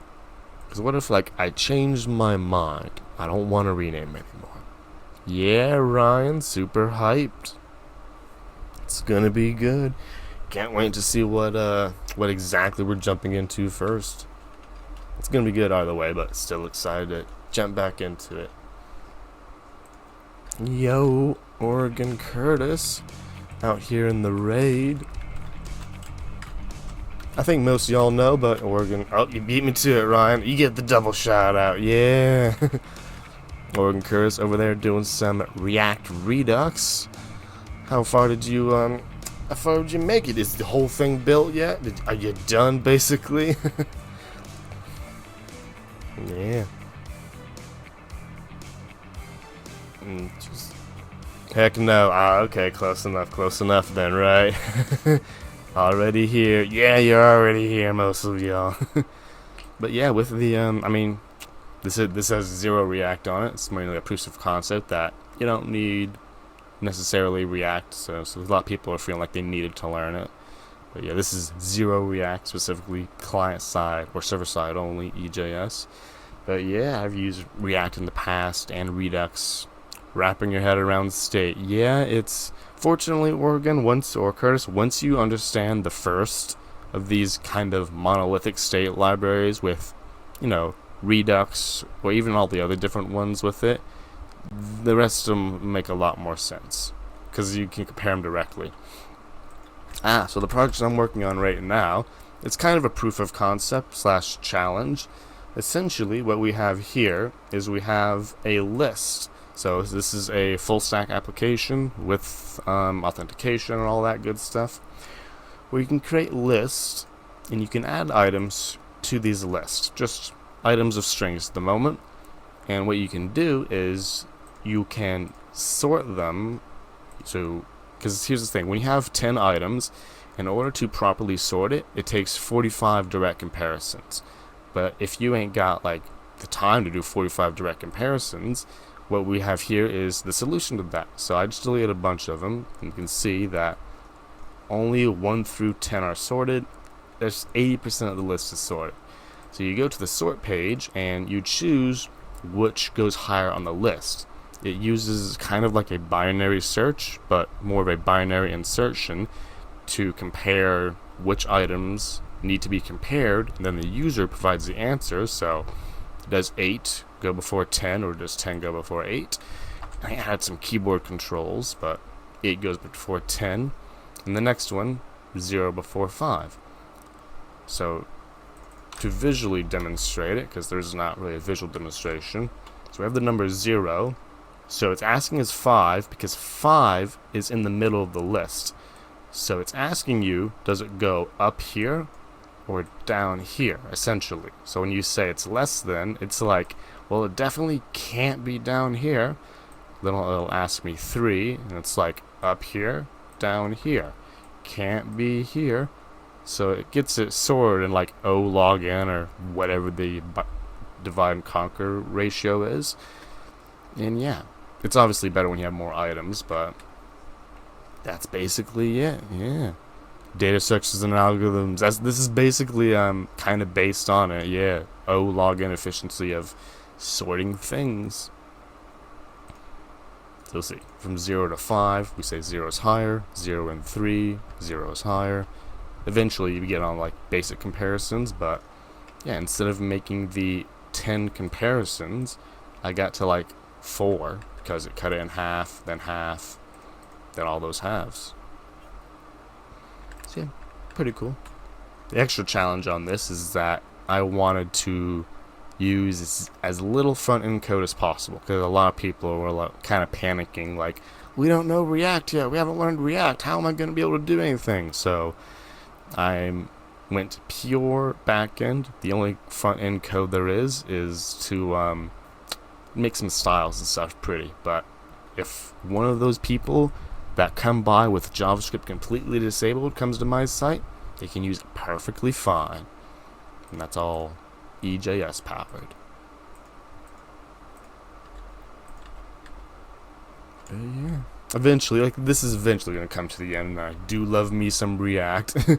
But yeah, Oregon, that was kind of the second challenge of it. Like, yeah, people, we don't need React. Like, you can do all this without React. It makes it more easier for sure, but for a basic app without too much dynamic stuff, and look, with a little help of Bootstrap, you can even get tabs, and there's some other tricks in here that Node.js makes this a little bit possible. So, like, you can get there without needing it.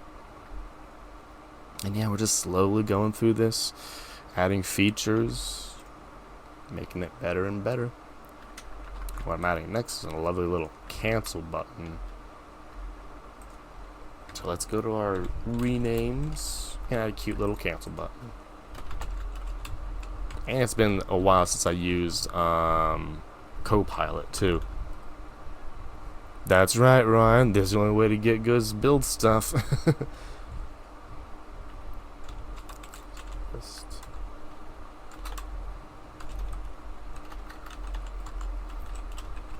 List underscore ID. I don't know if it's just me, like maybe I've been working with EJS too long. I got the Stockholm syndrome, but it's not that bad. Yeah, Ryan, that is literally the way I learn, you know? I don't learn, I mean, I use Anki, I do all the things, all the Anki, the spaced repetition, the readings and all that, but it doesn't really stick. It doesn't really mean anything until I use it in a project, so that's why I like my projects. Plus, it's been a while since I used Bootstrap, so thanks to Mavi for being like, don't reinvent the wheel, use Bootstrap. Dangerous. So it's good, because the last time I used Bootstrap was like Bootstrap 3, so it's been good relearning how they change stuff. I'm missing my cancel button. Come on, I want a cancel button. Ta-da, a cancel button. Cancel. Looks absolutely beautiful. Now when we are canceling a rename, we do want to go there. When we're canceling this rename, we want to go to the unsorted tab. There we go. So when I go to rename this thingy, hey, of course, yeah, I'll catch you in class. Hope you, glad to hear you're more back in health, you know? Glad to hear. I was a little worried, like, man, it's been a while since I seen Curtis. Hey, look, the reset button works, or the cancel button works, so, go, add, what was the extension I shared? It's good, so that was the Kanban extension, the one you asked about. It is this right here. I'll give you the full link. There you go, Jatry. There's the full link. It's the extension I use to essentially generate the little Kanban board inside VS Code. I personally like it because it keeps all the data local. It uses another utility, but basically it's all local. It's a giant thing of 1,000 markdown files. So it's local, not on some cloud. You can be offline and use it, which for my I mean, it hasn't been that bad recently, but when my internet wasn't so good, it was kind of a requirement for me.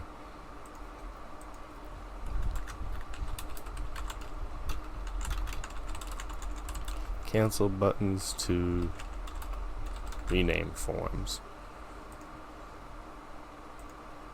And additionally, we are filling out forms. Pre-fill rename forms. There we go.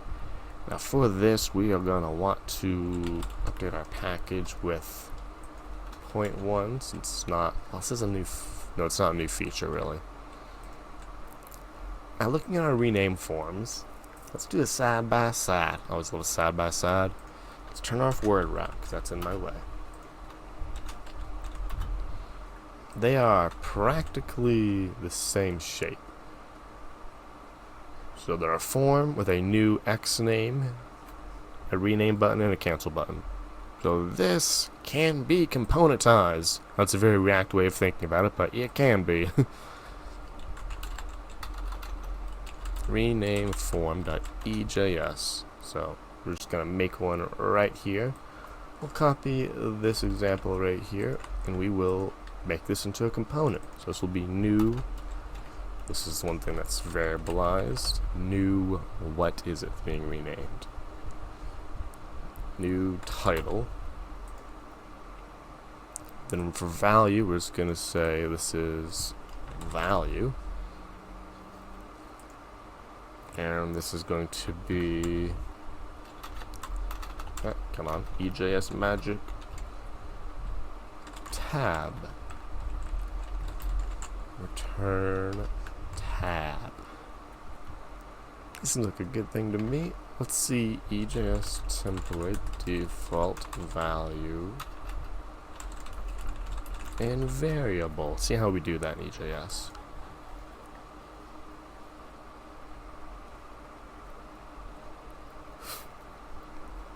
Big yikes. I don't know what this is, but that's not what I want to do anymore.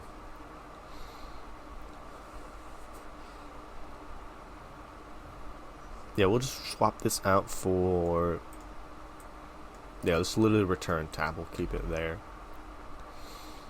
Okay, so we have three variables: title, value, list ID, list, and return tab. Now we get to use this like so.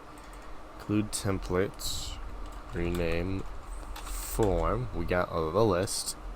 We got the title, which is new item name. We have goldfish memory. The value, which is item.name, and we have the return tab, which is thinking of fish. And what's unsorted tab. And that should be enough to replace all of this with one little line of magic EJS templates. So this is our renaming of items. So let's find an item, click the rename. There it be. Now figure out how we want this logic to go. This is just in the view sense of things. I mean, this thing's fine. O-N-E. Ta-da! It works beautifully. Let's go ahead and do this to the other rename endpoint. Right here. And this is for the main page. So this is going to be not new item name, but new list name. And the value is list name. Return tab to empty string. Oh, we're not returning to any tab. We're returning to default tab, which means this is going to be locals return tab or empty string, because if you want to essentially all these values that are passed to templates from EJS and other EJS calls are automatically put on this global locals object, so you can easily check if it even exists. Otherwise you have to check if its type is equal to undefined and a bunch of other weird JavaScripty ways of basically asking, does variable exist? But for that we say, if it don't exist, go empty string. So with that, we drop this list, and yeah, we're gonna look at that. Looks good. The cancel button takes us back to the list. Go to comparison unsorted, hit rename. The cancel button takes us back to the unsorted tab. Of course, there's no hashtag, so now there's a hashtag. And you know what? These two buttons, they belong together in a button group. So how do we make a button group? Have you used any sites like Code Climate? I believe you've actually showed it to me before, C-Films, or the one that you actually use. But no, I haven't actually used any Code Climate sites or such.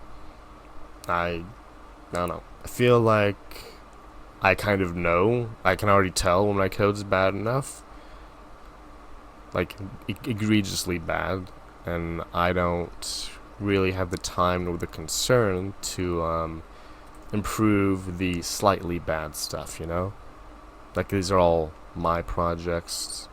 Like, if it works, it works. If it's like 1% bad, I'm fine with it. But I imagine, like, yeah, for more people, larger teams, larger projects, I definitely will find myself using such tools in the future. Because I've tried it out, just didn't really feel the need for it.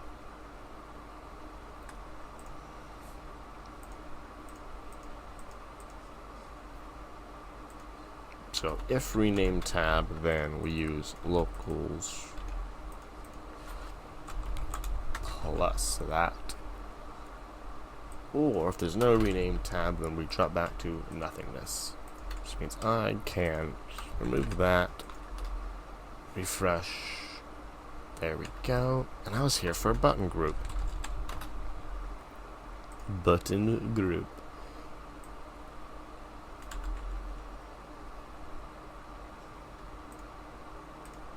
Okay, this is a good one here, folks. Plus the chevron down. There we go. And with that, it gives those buttons look like they're together. Oh, it even puts them on the right. That's cool. Am my eyes deceive me?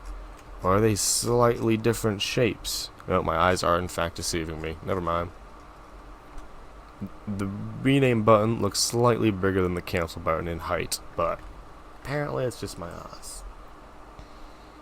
It's also because it's the button, maybe. I don't know. Yeah, with that,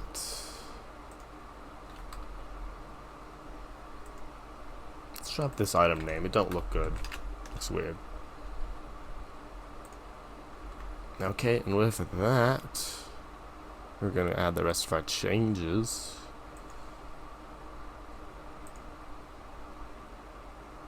Yeah, I think we just add all three. GitHub might be able to figure it out. If not, it's fine. It do be fine. Don't do that. There we go. If we cancel, we go home. Rename the item. Going home here. Renaming the list. We go home here. Okay, that is beautiful to me.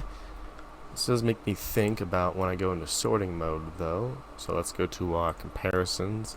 Delete one. Enter sorting mode. And now that I'm here, I can't really go home. So I'm gonna make this. Well, I gotta make something an anchor. Maybe I'll just put a button below the neither button.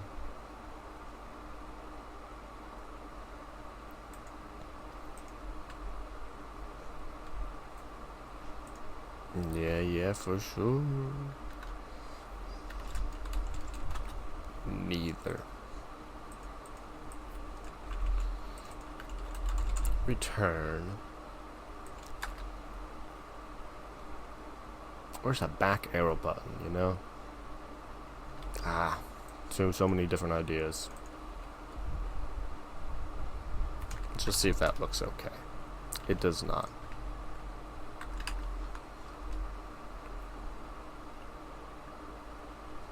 Can't use the back button because those are all my different entries. Let's make the title an anchor. An optional one, of course.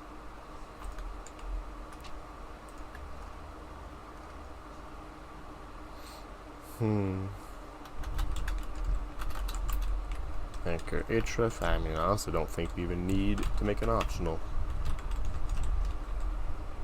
List EJS.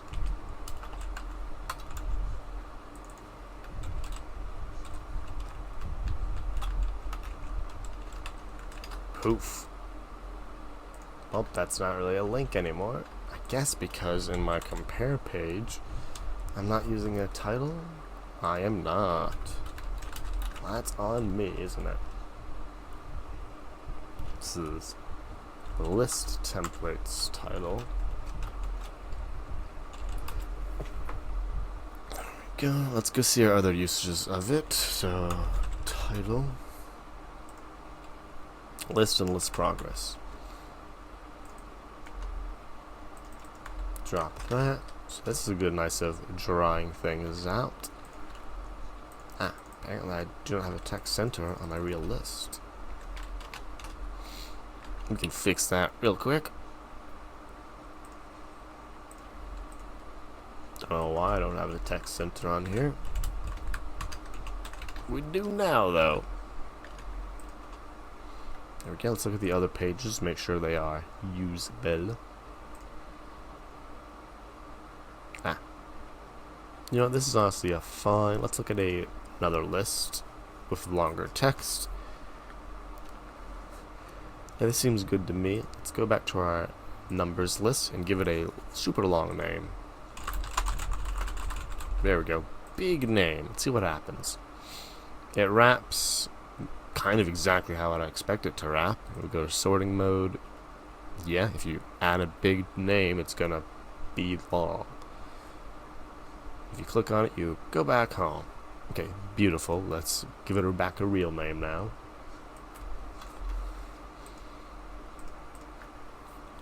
Amazing. Okay, I'm loving this so far. Yeah, we can check this on one line. Fix this. What have we done? Make list title to anchor back to list. Loving that. That was a very small change. Save. Goodbye. We got VS Code. And save that. Now back to our list for the next thing. Making pretty good progress here, folks. Done. Prevent renaming to same name. Okay, let us go and think thoughts. So this is on our controllers.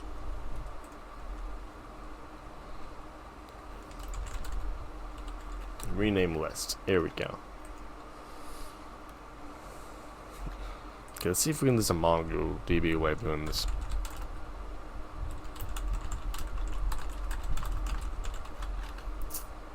Actually, I want to see what the then is, because this contains like the response or result, right? And that may contain information on if it was actually mutated. Let's not do that, because I only got one console log here. Where are my semicolons? There they are. So this is renaming the list, so open up the terminal and go rename the list. Well, it seems very dead at the moment. There we go.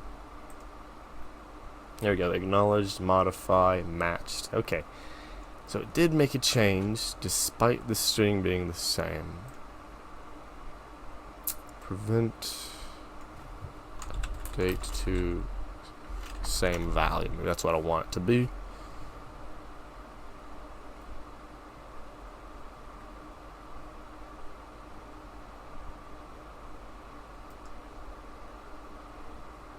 Prevent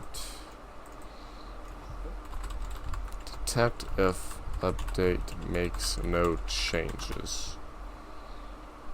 There we go. Document was actually changed.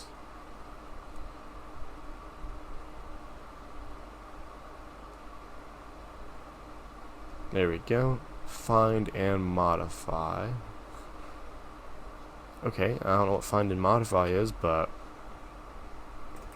let's figure this thing out. So find and modify. Let's literally just try to swap it out. Ooh, I'm not seeing that. Ooh, so that is a Mongo way. I want the Node.js.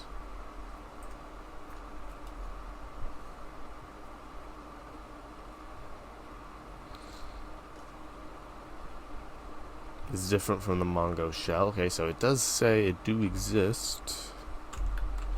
So I'm gonna go against the rules here.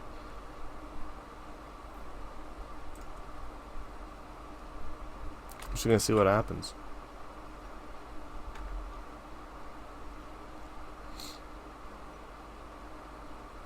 So it looks like I'm not supposed to use a set. Oh, use find one and update, find one and replace, or find one and delete instead. Ah, so it's no longer around here. Let's look at find one and replace then.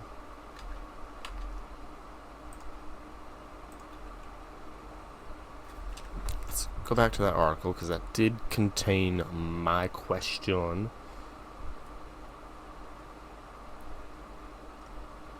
Nope, that's not my question.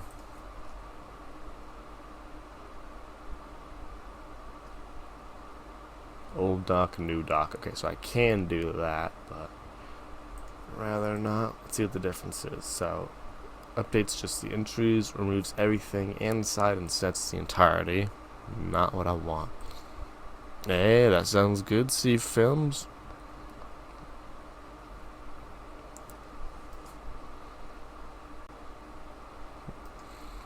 Yeah, making progress, huh? Hey, Finite, it goes good. Those don't know, Finite does some pretty cool stuff, making Tau, other cool Angular, well not Angular, yeah, Angular based stuff, hybrid stuff, all kinds of cool stuff. Probably known for Chalkboom the most, and yeah, it's going good, Finite. I haven't Tauified everything yet, but I do. My cursor changing is powered by Tau right now. Right now I'm just working on my server focused full stack app, just to show that you don't need necessarily to learn React and stuff. Yeah, it's an amazing piece of code. It's like 4 lines of code, so eventually I'm gonna Tauify the rest of it, but getting there. Where is it? Unknown, where is it? There it is. Yep, you demonstrated it. So it looks like we went to Spark Lime and ta-da! Spark Lime it is. That is, it's I mean, you probably know exactly how it's working. The event is happening, it's coming on back. I'm listening on the WebSocket, detect when it's the right thing. Do some run a system command that changes the cursor appropriately. It's blue because my system's weird, but it is changed. Yeah, eventually I'm gonna, talify the rest of it, but I'm getting there eventually. Yeah, where is it? There we go. Color cursor. Straight up, just got the tile message, changed it, did a little magic parsing, and spat it out. Those don't know. Tile. If you ever want to work with the Twitch API and you want to do more than one thing at a time, you're probably gonna need either 15 different tokens or just use tile. It makes this a lot easier.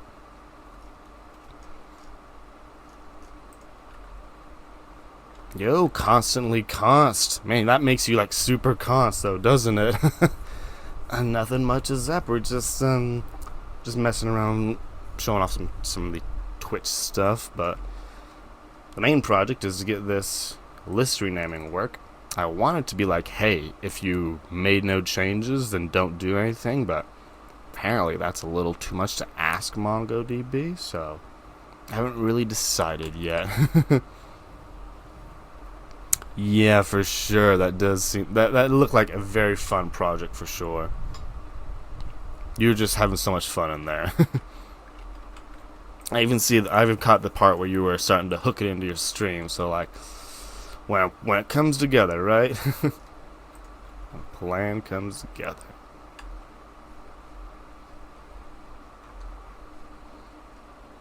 Okay, maybe I just won't update this.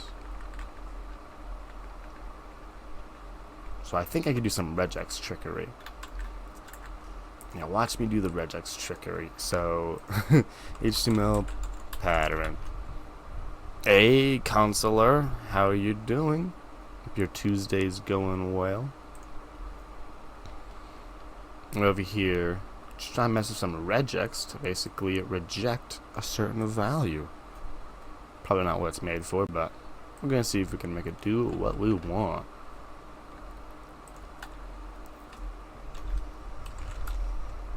I mean, I think you may have asked me this before, C Films, but it gives me a little Perl looks, stuff like that.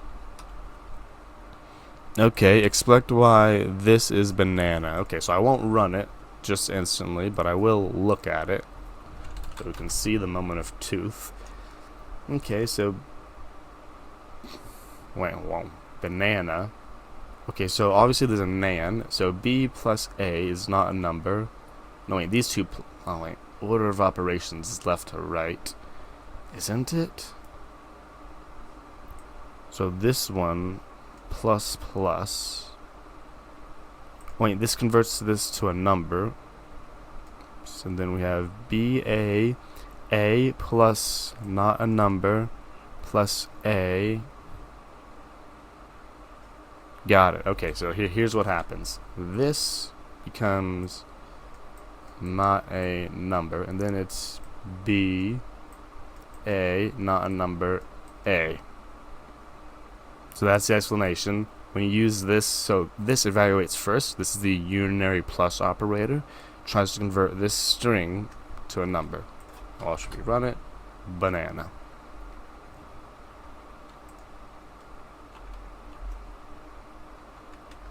Good old unary plus operator. Yeah. At first I was like, I don't see it, and then it's like, yeah, you forgot something. Almost could have been like a typo, you know? It's like, oop, accidentally forgot to add the thing in between the other things. But yeah, good old unary plus. Because honestly, this looks more like a typo than an intentional thing, but I can see it's like, what does it say, code golf to say bananas as few characters as possible or something.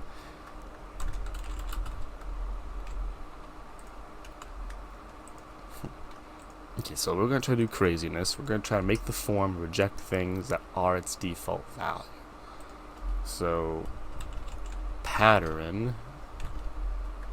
So, I don't know why I'm on W3 schools. I love WW3, but MDN is where it's at. MDN, of course, is how you spell MDN. There we go, attribute pattern. Those who haven't used this, essentially it's a regular expression that you can pass to strings that essentially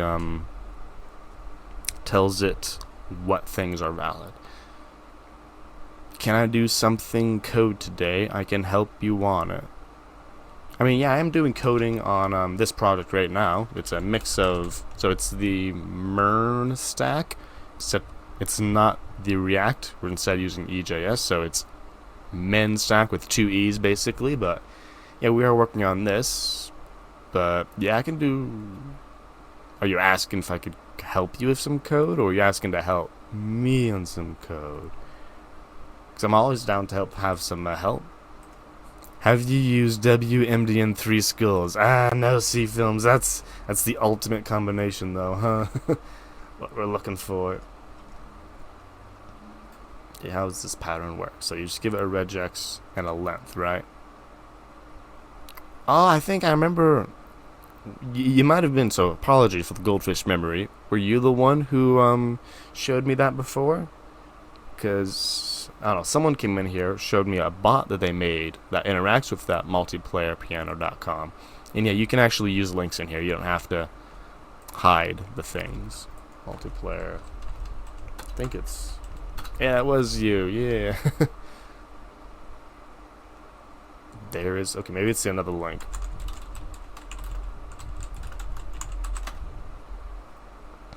Multiplayer piano. Okay, there's no dot between there. But yeah, this is a pretty cool little site made by Google, apparently. That does a lot of stuff. Don't worry, y'all can't hear it. It's only my poor ears that are getting destroyed. But yeah, it's pretty cool.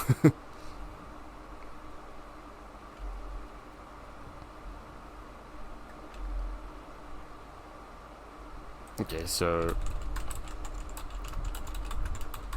rejects pattern, reject specific values. Here it is. Let's see if I can. I know we're using regex, folks. Don't run away. We're just trying to figure this out. To allow all that's not.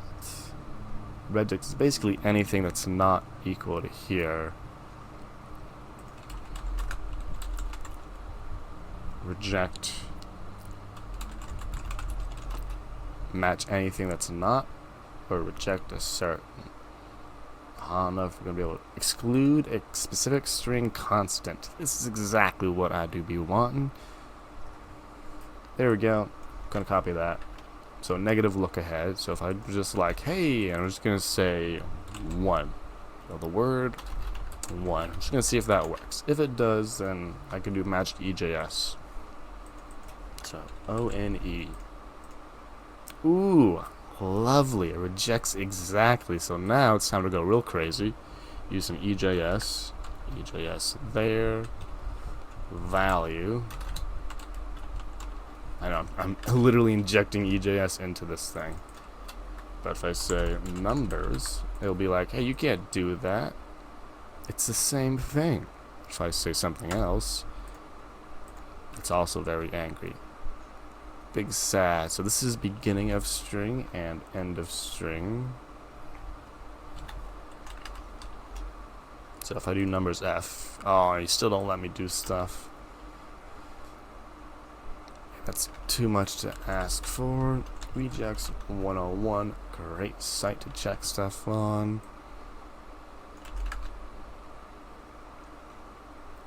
If I can't figure this out in like 2 minutes, we're moving on.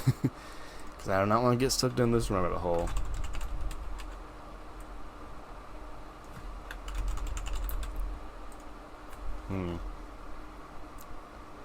Obviously, the browser pattern's a little different from just regex. So we are abandoning that idea. Which is technically going to result in us completing something, so it's gone off our list. Goodbye. Do that later or never. No? Okay, yeah, let me click as that.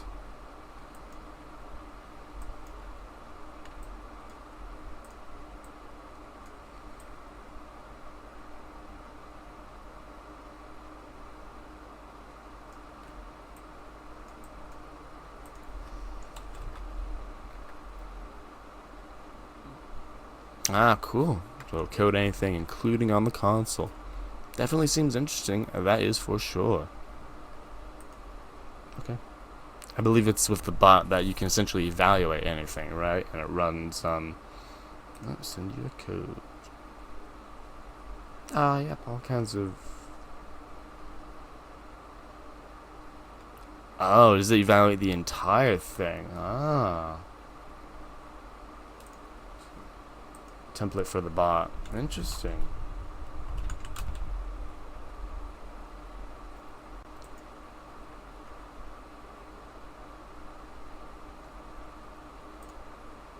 Hmm.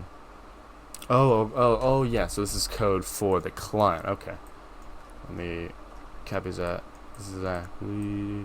Let me actually read it. There we go. It's enough reading.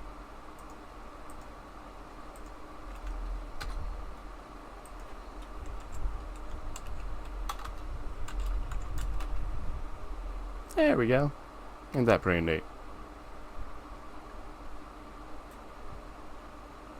Yeah, pretty neat. Yeah, technically you can execute any old command. So I believe anyone can use this too. It's a pretty good way to build a list of commands. Yeah, I mean, yeah, it's just JavaScript. You can edit it however one sees fit, for sure. And then, yeah, you can use the rest of the MPP client to do other multiplayer piano magic.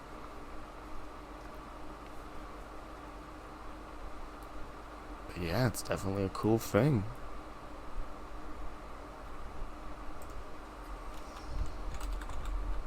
Test is testing, yeah. Pretty good intro to bots without having to, work through making a connection to a server, doing all that stuff like no API, no authentication. Ain't gotta do any of that work.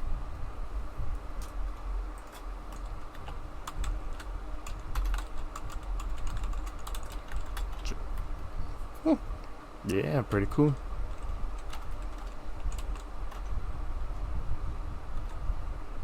Yeah, it's cool to expose basically all the things.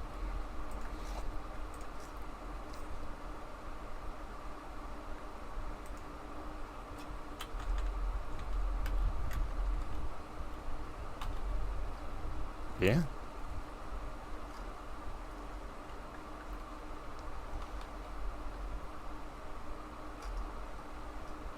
Let me see. Yeah. Send chat, grab command. If test, it's me. If it's 0, else thing. Yeah, I mean, yeah, I can see that from right here, this code here, yeah.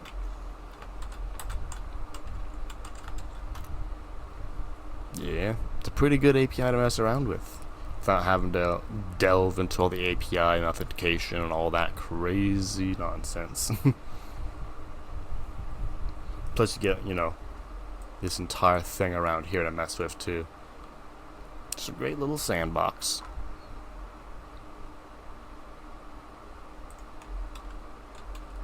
Yeah, keyboard controls, all that. Definitely a cool thing to play around with. Yeah, I see that. I see that was a little automated there.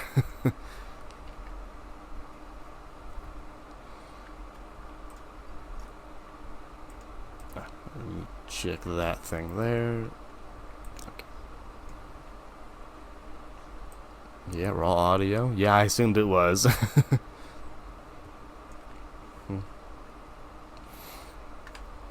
Let me think of thoughts. Yeah, actually, this is a perfect time for a break, I believe.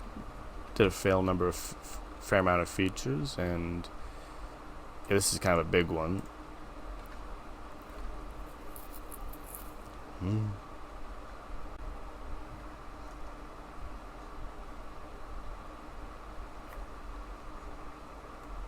Yeah, it's pretty nice.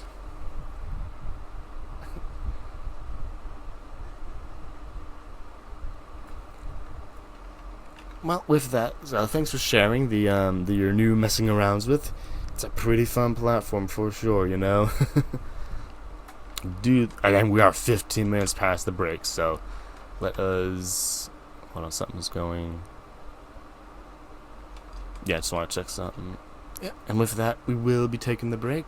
Once we're back, we will jump back into the project, adding more stuff to it. And yeah, of course, appreciate the share again.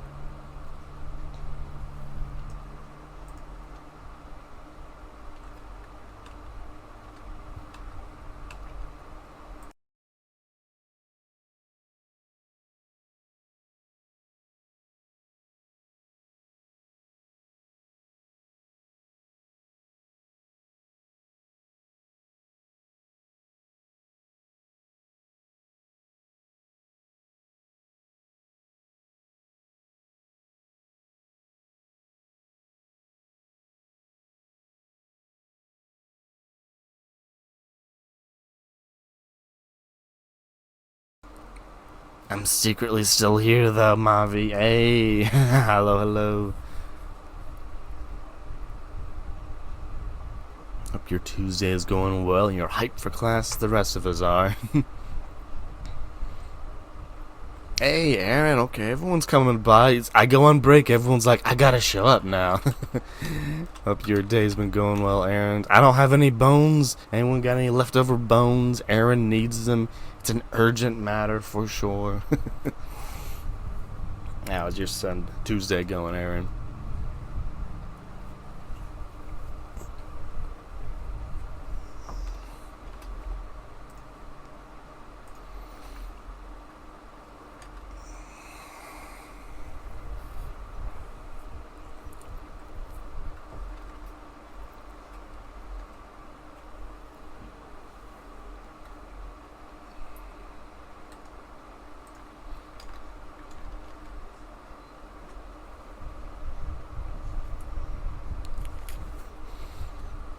Hey, Daniel 176 showed you all that. Well, it's glad to see it.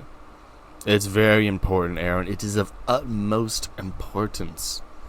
Lives depend on them bones.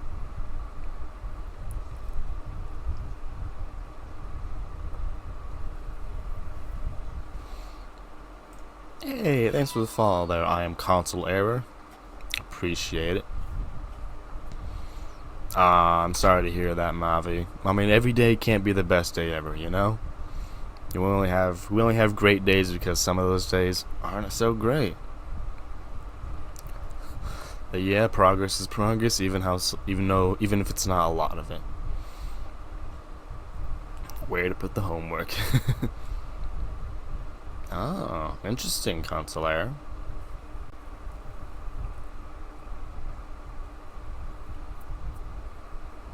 Cool.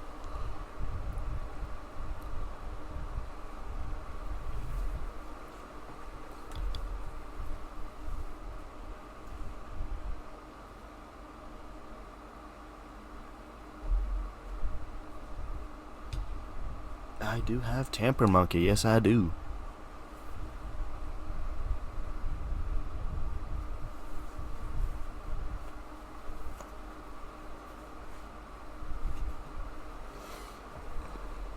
Yeah, I'm good with either Consular.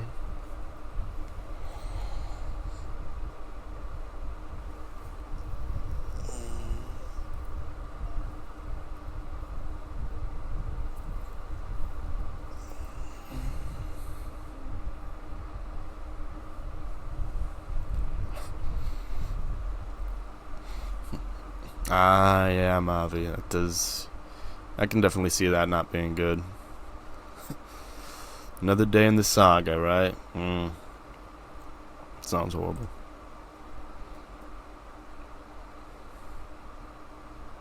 Is it the people or the building? I mean, you don't have to say, but it's usually one or the other. Although, if it's both, then yeah, you're in an epic saga at that level, huh?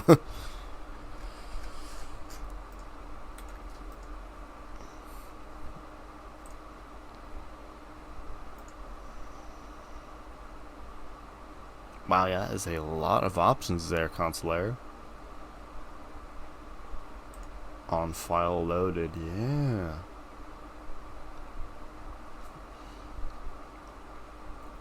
Yeah, I'm looking at, break is over. That was a very useful break there, folks. Might as well switch it back now. Find the thing. Zoop. And it's back. I don't think I really have any files to play with it. But yeah, it's definitely a pretty interesting bot. Yeah, I remember that bot. I remember that room. It's got lots of bots in there. Ooh, hey, look at that. See, we got a little cute ASCII progress indicator.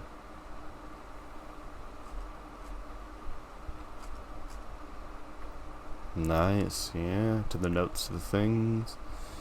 Nice. Ah, yeah, that would do it. Uh-huh.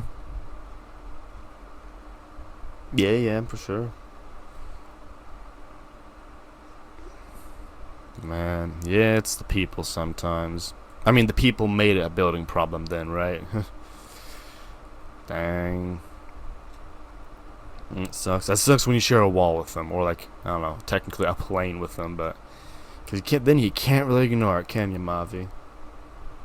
Because they're always there.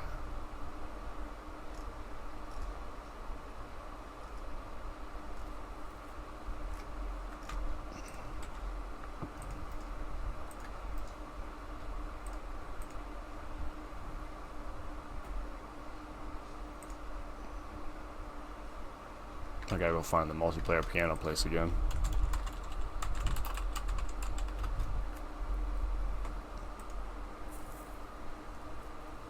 And we find the dev room real quick.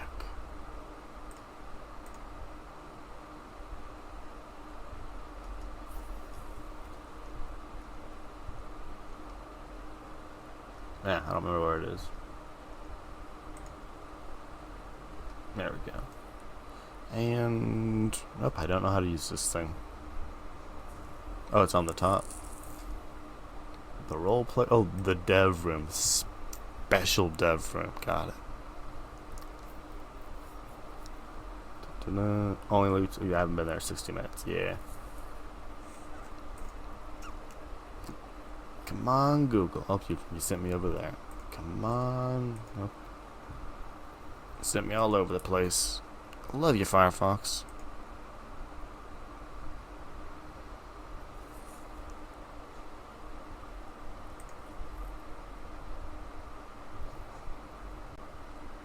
Oh, they don't really tell us anything more than that.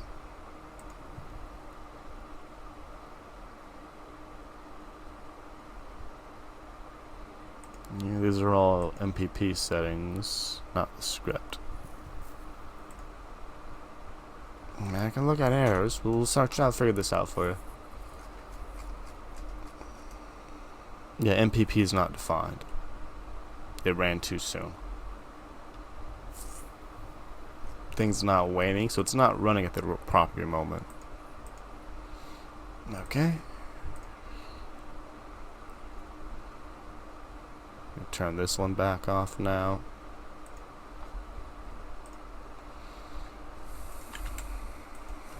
Refresh.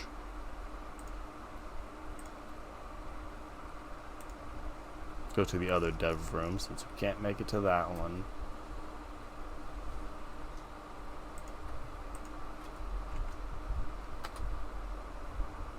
There we go. MIDI player bot. There it is, yep. It's working. Don't really have any MIDIs though, so.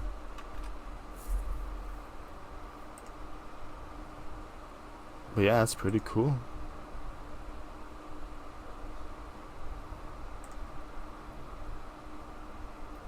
Yeah, it's impressive, you know, just updating the. I imagine this is they actually allow you to access the UI, so it's a pretty extensive platform for sure. Made a whole bug. Gotta love that. Bot, but it has bug. Yeah, of course. I think you showed me that one last time, right? Or you showed me one that you were using. Don't remember exactly. Yeah, you did show me that one last time. Hey, yeah, every day. Do you make more bugs than features, or which is which, right, Finite? Some days it's like, I just made a bunch of things. Are they bugs? Are they not? Who knows? It's Schrodinger's code. Is it a bug? Is it a feature? Won't know till it runs. Okay, so in my controller, so bug or feature, right? Yeah. Hey, that's your new channel point redemption, right? Just make people gamble. Does it work? Does it not? While you go on break. Don't run the code. Just let them guess at it.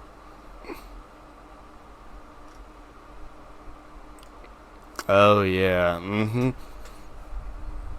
Yeah, because that's the one. It's like, oh wait, the code knows more than me, and it's working better than I am. That's not how it's supposed to go. It's supposed to be the other way around. That's when things get real scary.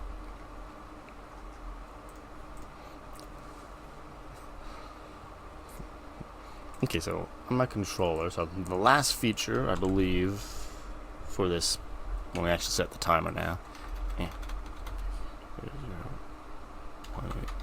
I know how to math. There it is, 1800. Because that is how much time we have left for the stream. For sure, Finite. It's when you write code for the first time and it works, you're like, wow, that can't be good code. That code obviously doesn't work. It's just stealth code that's like, I know it's gonna fail eventually, and I'm not gonna tell you how. It's okay, Finite. We're just training AutoMod, right? It's like one of them. It's a machine learning algorithm. It needs to know all the things that are allowed. So appreciate the contributing to the data set. Oh, sure thing. I can try to fix it for you there. Console error. That's a few number of lines, but it's not that many lines. So we'll drop this in some code. See if I can fix it.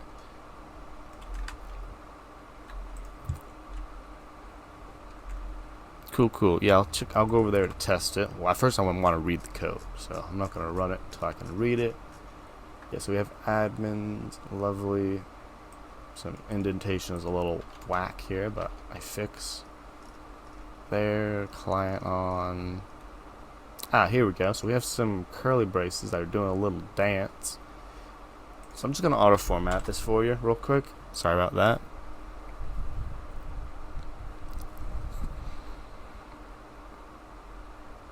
Yeah, the little debounce. I think I was there a bit for that. Yeah.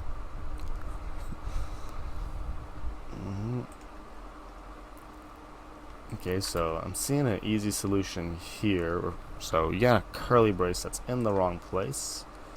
Let me read this. So this is client on message if equals rank, if equals JS. Here it is. So if JS and is admins, otherwise not, otherwise you're the owner. Send chat this. Yeah, fine. It's like it seems like you found like the perfect thing to hardware analyze. You know. I think this logic is to go inside here. Come on, where's this curly brace?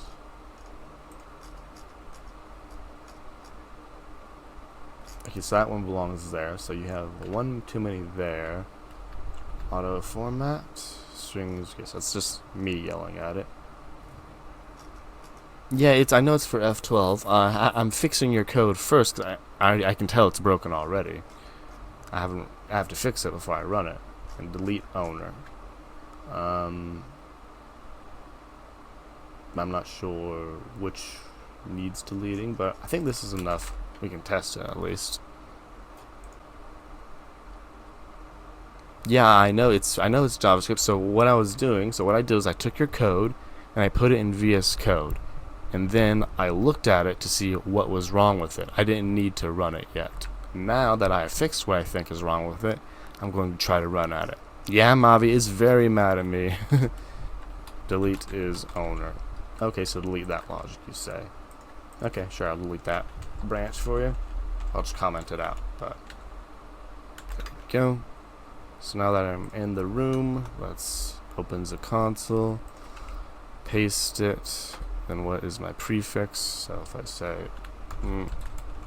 this command's owner is not defined. Okay, so line 53. That variable is the problem. Okay, so easy fix. Const owner equals appears and wants to be an array. So save that, fix that, refresh, clear, play, paste.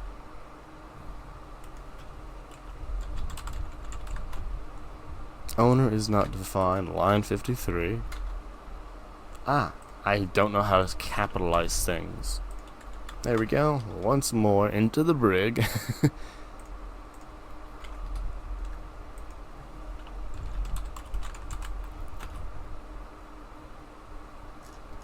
Okay, so that's not failing anymore, but yeah, it's not working. Oh, so help is the thing.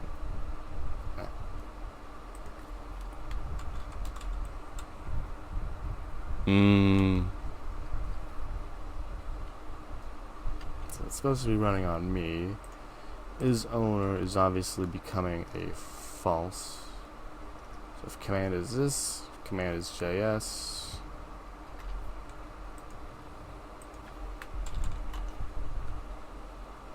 Thanks, you need to fix some things. Yeah, I mean, it's okay. So the first thing was owner not being a declared variable.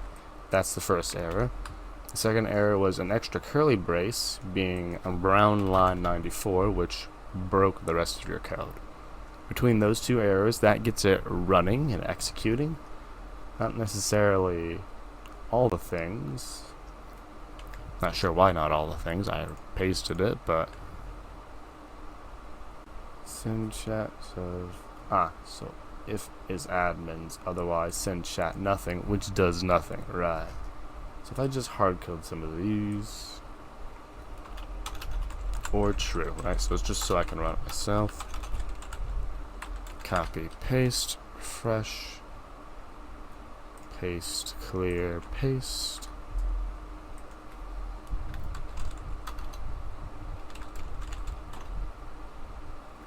Sadness.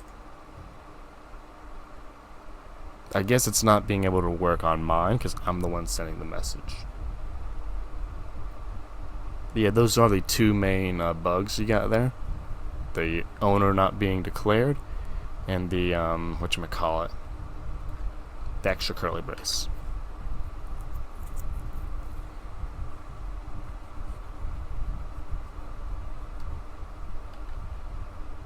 But yeah, it's a pretty, I would say a pretty full-fledged bot either way. Yeah, fair amount of commands here, fair amount of features. I personally would start breaking these out into their own functions, but I don't think you have enough at this point that you have to break into your own functions. Code share IO bot. Oh, it's a little, paste the bot. Oh, okay. Oh yeah, because you want the code back, of course. There you go. And now you get it back. There you go. So all I did was, I guess I'll swap this off of true, because you don't want that. Well, I was editing this, but it's now on fire. I love Firefox. And I love Spectrum. I love all the things that contribute to this breaking.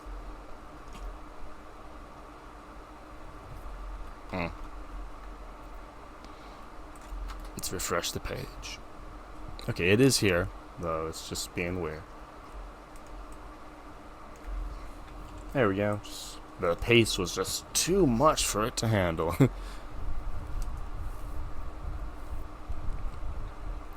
Yeah, for sure. No, you're right, fine. Yeah, like this, it's definitely already kind of on the spaghetti way. Because you're looking for like, oh, how do I use this particular command? You gotta search through, almost exactly 100 lines of code to find what you're looking for. So, yeah, I'd say for sure, like, you're already gonna get some benefit just swapping these out for functions or some form of just breaking up in any way possible would already start helping out. Until those functions, you can pass all this if you want as parameters or something, but, you know, You can also just keep making spaghetti. More spaghetti, right? Everyone loves spaghetti. This is how my code for my bot used to be for a while, but then I was like, it's too much. So each feature gets its own file. Because it was already too much, you know? So I was like, gotta make too many files. Click on you in multiplayer piano. Oh, I clicked on your thing.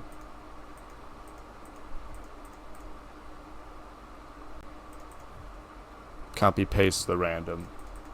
Oh, that's the ID. Ah, no, Jen. What am I supposed to do with this? I got this random string. Now send. Pew. Oh, you needed your own ID. Gotcha. It's weird you can't get your own ID, though. Ah, you're giving yourself the power. Cool, cool. Nice, that could help. Because, yeah, for a moment I had all mine's still very wrong, so my bot, which, I mean, bots generally look all the same, just interact differently. So mine, I thankfully got most of it separated out. So I got the on chat, which goes to a custom handler and all that. And then all my features, which are separated into each their individual file. So you got like account age, which I again did my own custom stuff. Handles the command, the generic handle command that receives all the arguments, which you can make all of your arguments, and then does the actual logic for the command.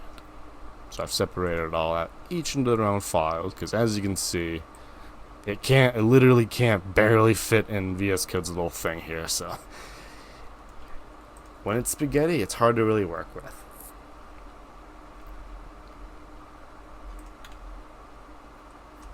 But yeah, you can't keep pushing ahead. You'll just eventually get to a point where it becomes hard to work on it.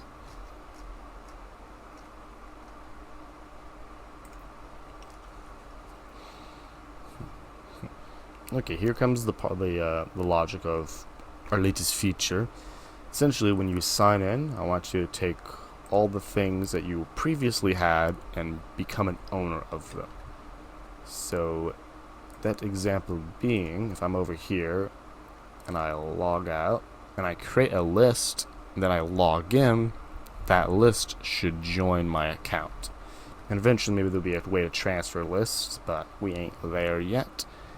We're not going to get there in 18 minutes. So this is signing up and logging in to do the same thing. We're going to do it for login, because that is the least... Where is my login? Function login. So even this is kind of getting spaghetti, all these functions in one file. There we go. If no user, else if user. Here comes the magic. So we're going to... Let's see if we can tell Copilot to do it. I love telling the Copilot to do this.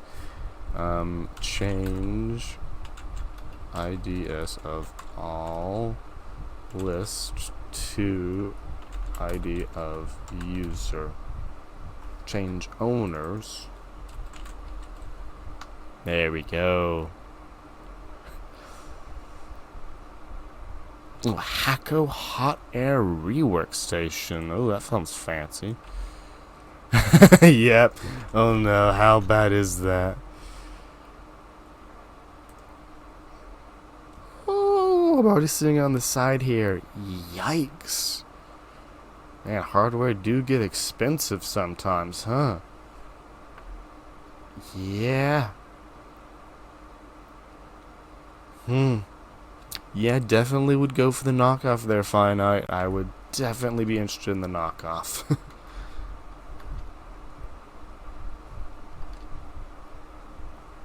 Copilot, go! Yeah. Okay, let's see if Copilot did what I want. Okay, so we told Copilot to change the owner of all lists to the ID of the user. So it has found all of my lists, and it's updating all of them with an owner of... Oh no. Copilot did the wrong thing. It's okay. Quest.user_ID. Setting the owner to user ID. Okay, there, it got that part done. Bada boom, bada bang. Yeah, I mean, some things are, like, sometimes it's just like, oh, you're paying for the name brand. But then some things are like, no, you're not paying for the name brand. You're paying for actual quality. So it's hard to tell which is which until, you actually try them out. But if you found a company that actually makes good stuff, then it's probably going to be worth it in the longer run to get it good. But then it's like, well, if you get the cheap thing, I'm only going to use it 5 times, then it's a balance off, right?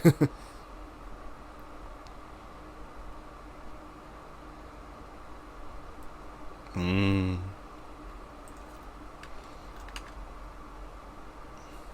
Okay, so if we create a new list of anon, create the list of anon, then we go to log in to yours truly.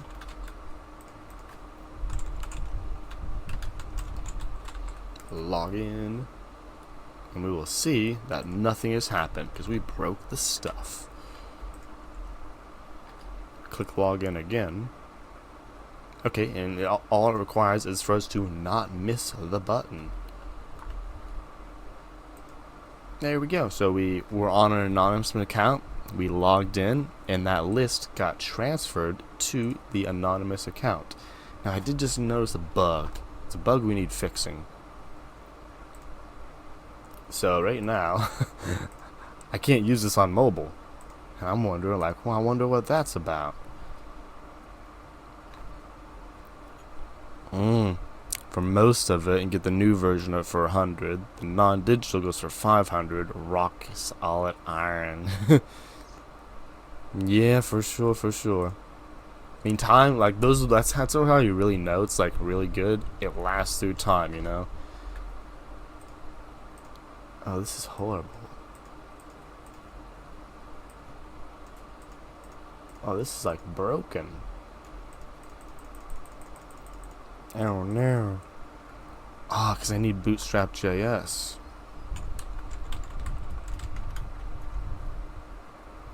Ah, my bad. Yeah, I'll jump off. There you go. My bad. Actually, I'll go ahead and jump off entirely. I don't know. I want to confuse you too much there. Hey, Cardiac HS. Thanks for the posture check. Thanks for coming on back by too. Hope your Tuesday's been going well.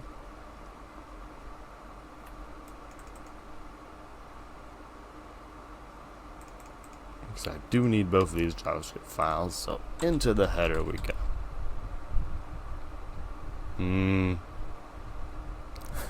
Yeah, finite. It doesn't sound like something you can just get out of a kit exactly.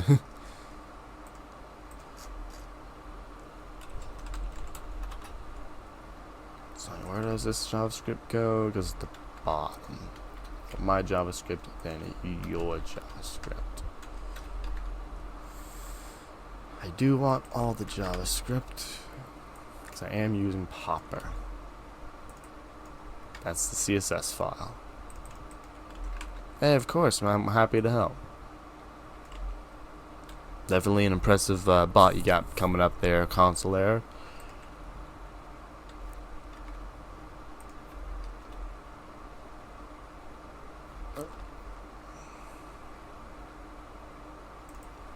Something going wrong here. Cannot get list. What did I do? No, so I did that. Let's go on back. Poof away on this. Delete. There we go. Now it works. It's just impossible to read. So we're going to make this a little bit more readable. Alright now. Hey Mavi, thanks for the hydrate.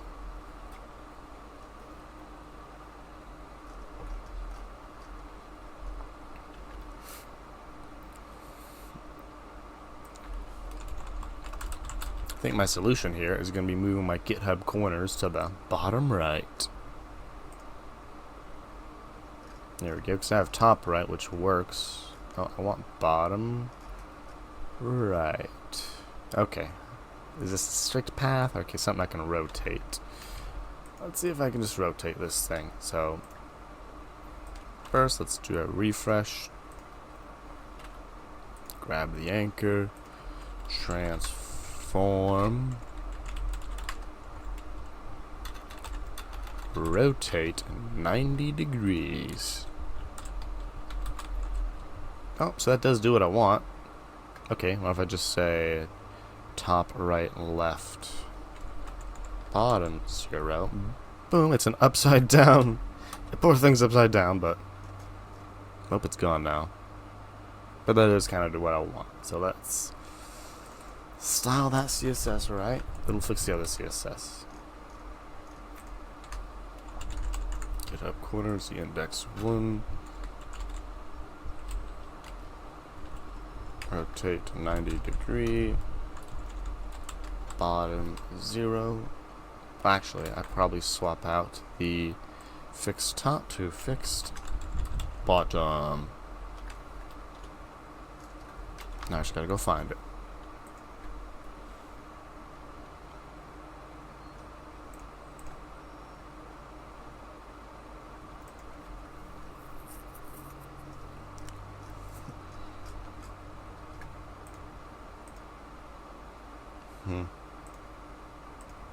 Or I can just give this padding left. I'll use the left corner instead. Yeah, I'll use the left corner instead. Let's undo that. And we'll just be using GitHub corner fixed topped. Boop. Boop, and where's it gone? Where did it go? So I've added some CSS it don't want to be.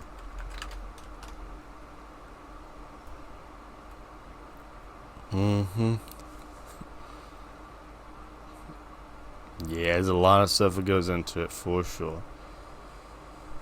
So bootstrap, I need to be like adding margin. There we go. Let's just add margin to the left. Representative examples, so MS1. We'll see what that looks like. This will be on our nav bar.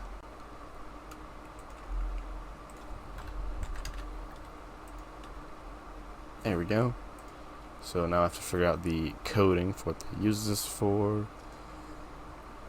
For start, margin left and left to right. Good. Okay, so now it's the amount. So I guess 5 will get me up there. Yeah, 5 looks perfect. Now if as I go smaller, it looks good. Now to fix this thing. So we have navbar toggler as an icon with an invalid, bad looking color.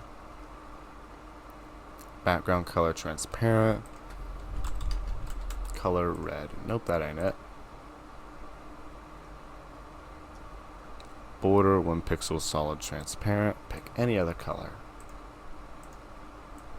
Oh. Okay, so not the border. Or not the background, rather. The border? Nope. Let's look at the nav bar. See what it's actually supposed to look like. I have to go on mobile to actually see the thing. Where is it? There it is. So it's supposed to be these 3 vertical bars. So it's the span, I believe. Ah. Background image. So it's not even fancy. It's just an image. It's not here.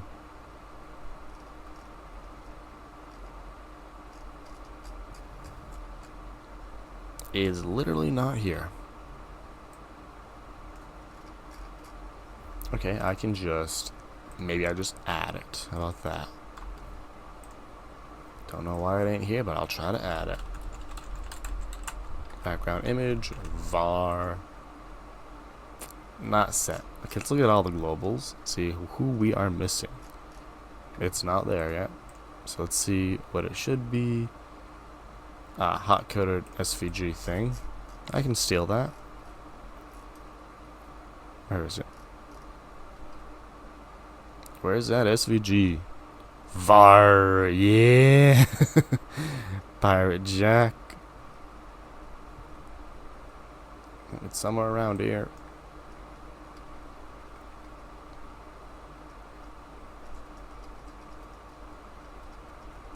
It's gotta be around here somewhere. Oh, here it is. Yeah, data SVG. A yoink, yoink. And I'll just set one of those myself. So up on the root, root, we will say exactly what it is. Value as this thing.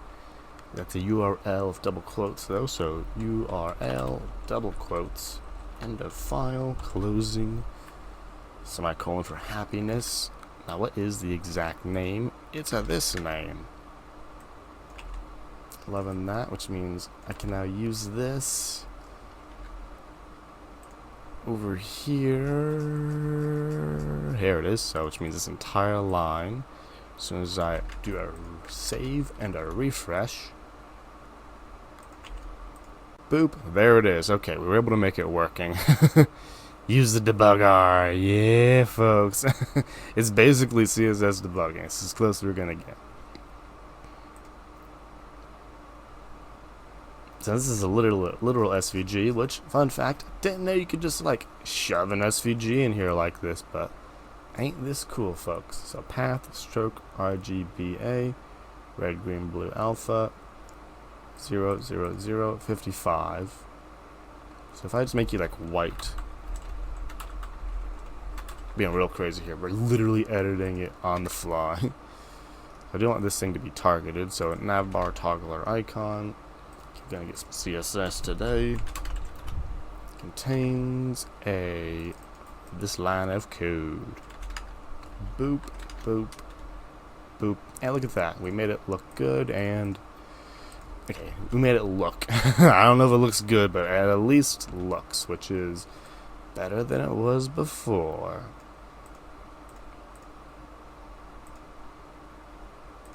Don't know where that border came from. I didn't add it, but it now does be working. Now that we're here, we don't actually need this as a variable. I was just doing that for consistency's sake. And now we just hard code it. Hey, Leah, it's going good. Hope everything's going good with yourself. We out here just coming to the close of our stream for the day. Working on the Pairwise Sorter. My theme made the nav thing, made the hamburger bar disappear, so we had to go and find that, add that to our thing. Besides that, it's all working good. Working on the feature in which when you log in, like if you have list tied to your anonymous account and you go to log in or sign up, the list transfer to your new account. So you can keep your list with you wherever you go. Then we got distracted by a styling issue. Love those.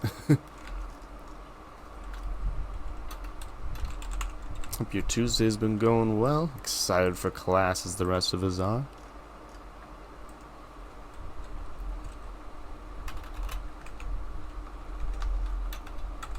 And the last bit of code for this logic here. And yeah, we gotta do one more list. New list. Close that. Now if we sign up.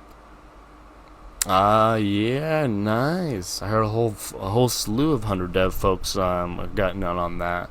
Glad to hear it. I guess not random junk. Ooh, can I read null of equals? Line 94. Uh-oh, that's in this code. Uh-oh, list owner equals. So the list does not have an owner. Okay, so that's literally the code I just written. So set the request user ID to the user ID, but that's now undefined. MongoDB. Look at the database. Yeah, leak code discussion boards. They got a lot of well, there are a lot of answers in there for sure. Gotta log into this.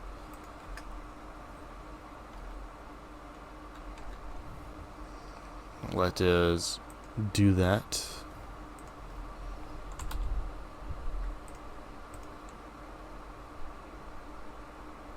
Yeah, it's okay, it happens. Life happens, Mavi. That's why we got breaks. That's why we can all. That's why the catch-up crew is always there for us. There you go. I think I'm in. I think I'm in, folks.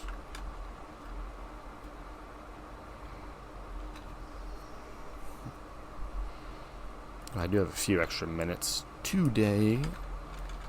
It's just enough to get this feature finished. Nope, not you. List. The latest list has an owner, so everyone's got owners, right? Aha, owner of null. This is where things went wrong. So we set it to user._id. So this should... Oh, it's inserted ID. Got you good. Okay, so we'll delete that. That's what I get for not working in TypeScript, folks. Okay, so this list is gone. Once more.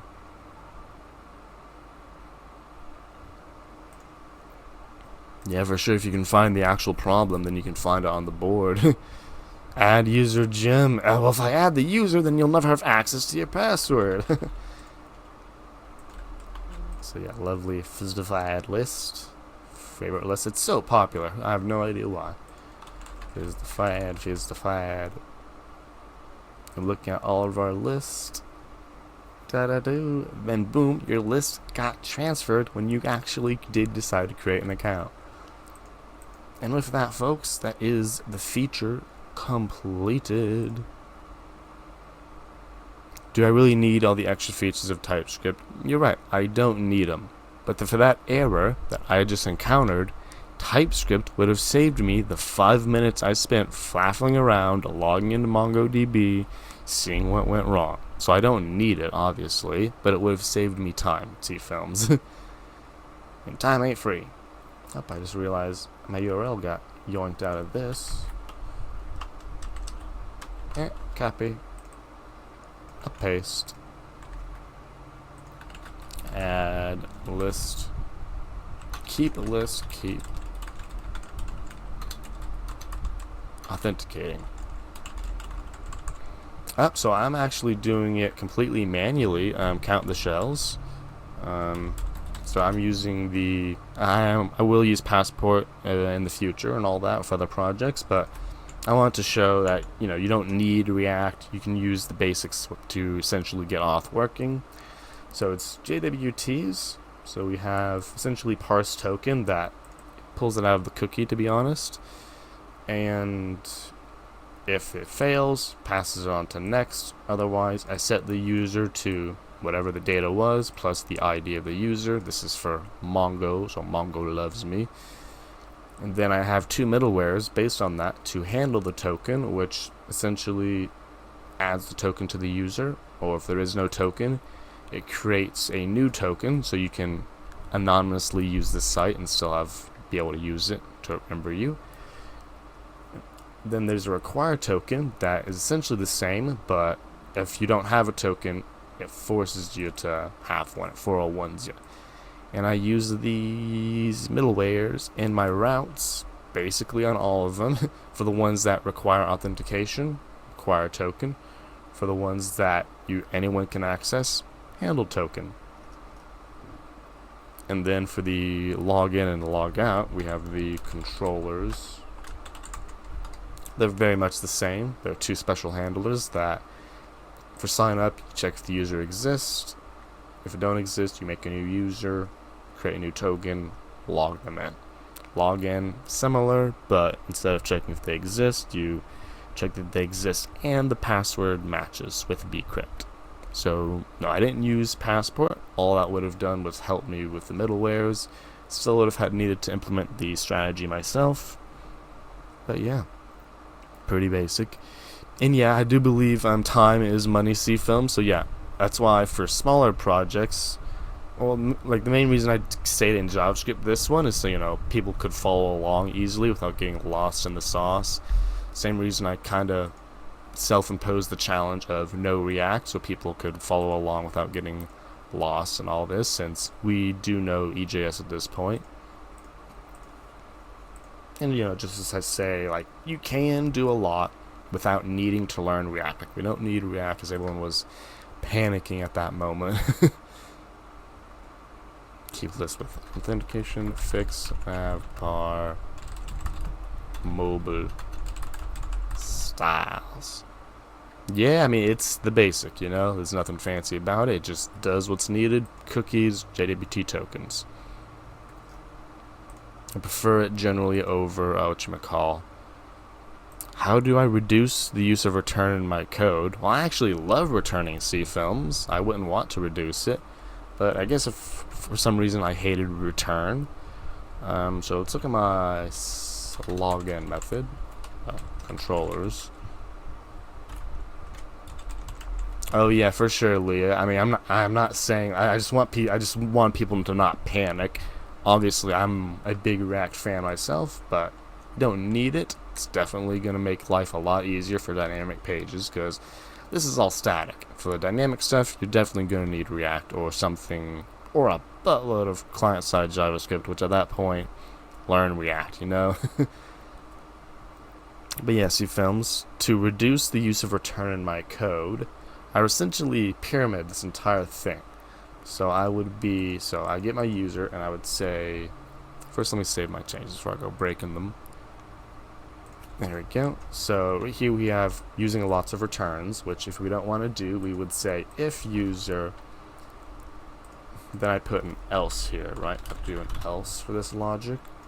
So I'd get a lot of indentation. And then in this logic, I'd say if await, then I'd have to put this logic inside an else. And then I would get to put, finally, my actual code I wanted. So finally I get to what I actually want, which is here, which, indent please. And I have another return here, so I gotta fix that. So if last modified ID, then an else, response redirect. So here is how we would do it with 0 returns C film, which is generally why I like returns, because they allow you to eliminate all this indentation. So you can live without returns, but look at all this indentation. Like, maybe it's easier to read for some folks, but at least for me, if user, if bcrypt, and then wait. What else? What's this belong to? What's this one belong to? You have to scroll all the way back up to see it. Yeah, for sure. That's why I kind of did this little project, Leah. I was like, I gotta have something here, and it's like, that's a good idea. I'll make a challenge out of it. Wub the hey programming. What is the wub? OC films. I definitely prefer using return as much as possible. I mean, looking at this code, so we have username not found. Let's find why this is being executed. I have to scroll all the way up to find out which one it is. Now, is it this one or this one? It's kind of hard to tell, so I gotta scroll all the way down. I have to track the indentation level. It's, well, I literally lost it. So it's this one. So it is this elf, essentially if users not found. So you see, like, that does not read well for me, which is why I prefer return early and return as much as possible, the guard clause method.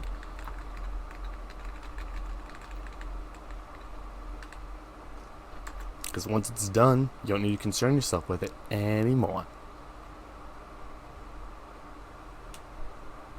Return false node.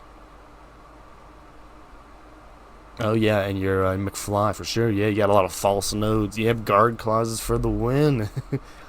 Keeps that indentation low and lets you not think about things, because it keeps related things together. It's like all the weird stuff related there, one block.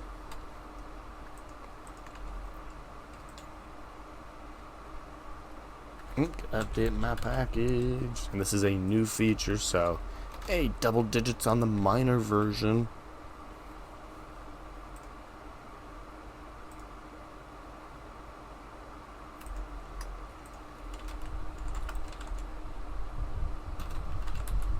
Moon. get push. And with that, folks, that is, let's update our list, because we'll be checking it twice. Bada boom, bada bing. Yeah, this is something I was really looking for, like, weird idea about, but I can see why it didn't get added. But yeah, with that, I do have a client in a few minutes. I'm gonna leave y'all off to find someone to raid. So there are two people who are fellow 100 devers. Watch me mistype all their names. We got Sam Kit Kat, fellow 100 devers, also doing some stuff. Apparently they are, what are they doing? I'm not sure what they're doing right now. And then we also got Melody Dev over there doing probably still she codes of the the she codes in the Pokemon pack opening. So looks like Sam's only got a few viewers, so unless y'all got any better suggestions, we're probably gonna go over there and raid Sam Kit Kat. Again, appreciate y'all coming by for this shorter stream before class. I would go till class, but I do have a client in like a few minutes, so gotta make that money. Yeah, see films. There are a lot of returns. Like I said, with that one example, it can be refactored, but I don't know, like, if you need to return true, then you need to return true. So I wouldn't say it's a lot at all, especially for all those conditional checks, you know? So it's just something that needs to be done. I wouldn't concern myself with that necessarily as a code smell. Because it's not guard clauses you're not having, it's just you're returning true for certain operations. So no, I'd say that's perfect amount for that. It's because basically every conditional you have, you're going to have to return true or you're going to have to return false. So there's no way to avoid it.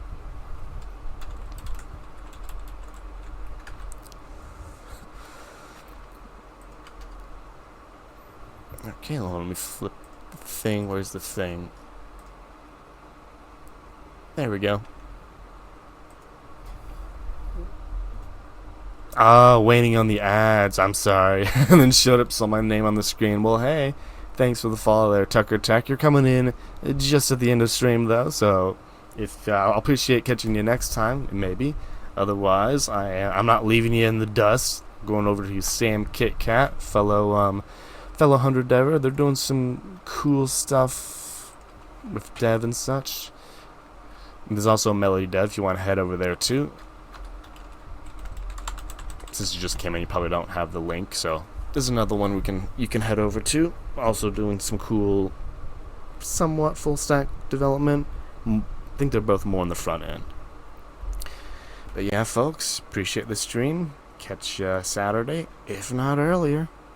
Hype for class. Yeah, you too, Leah.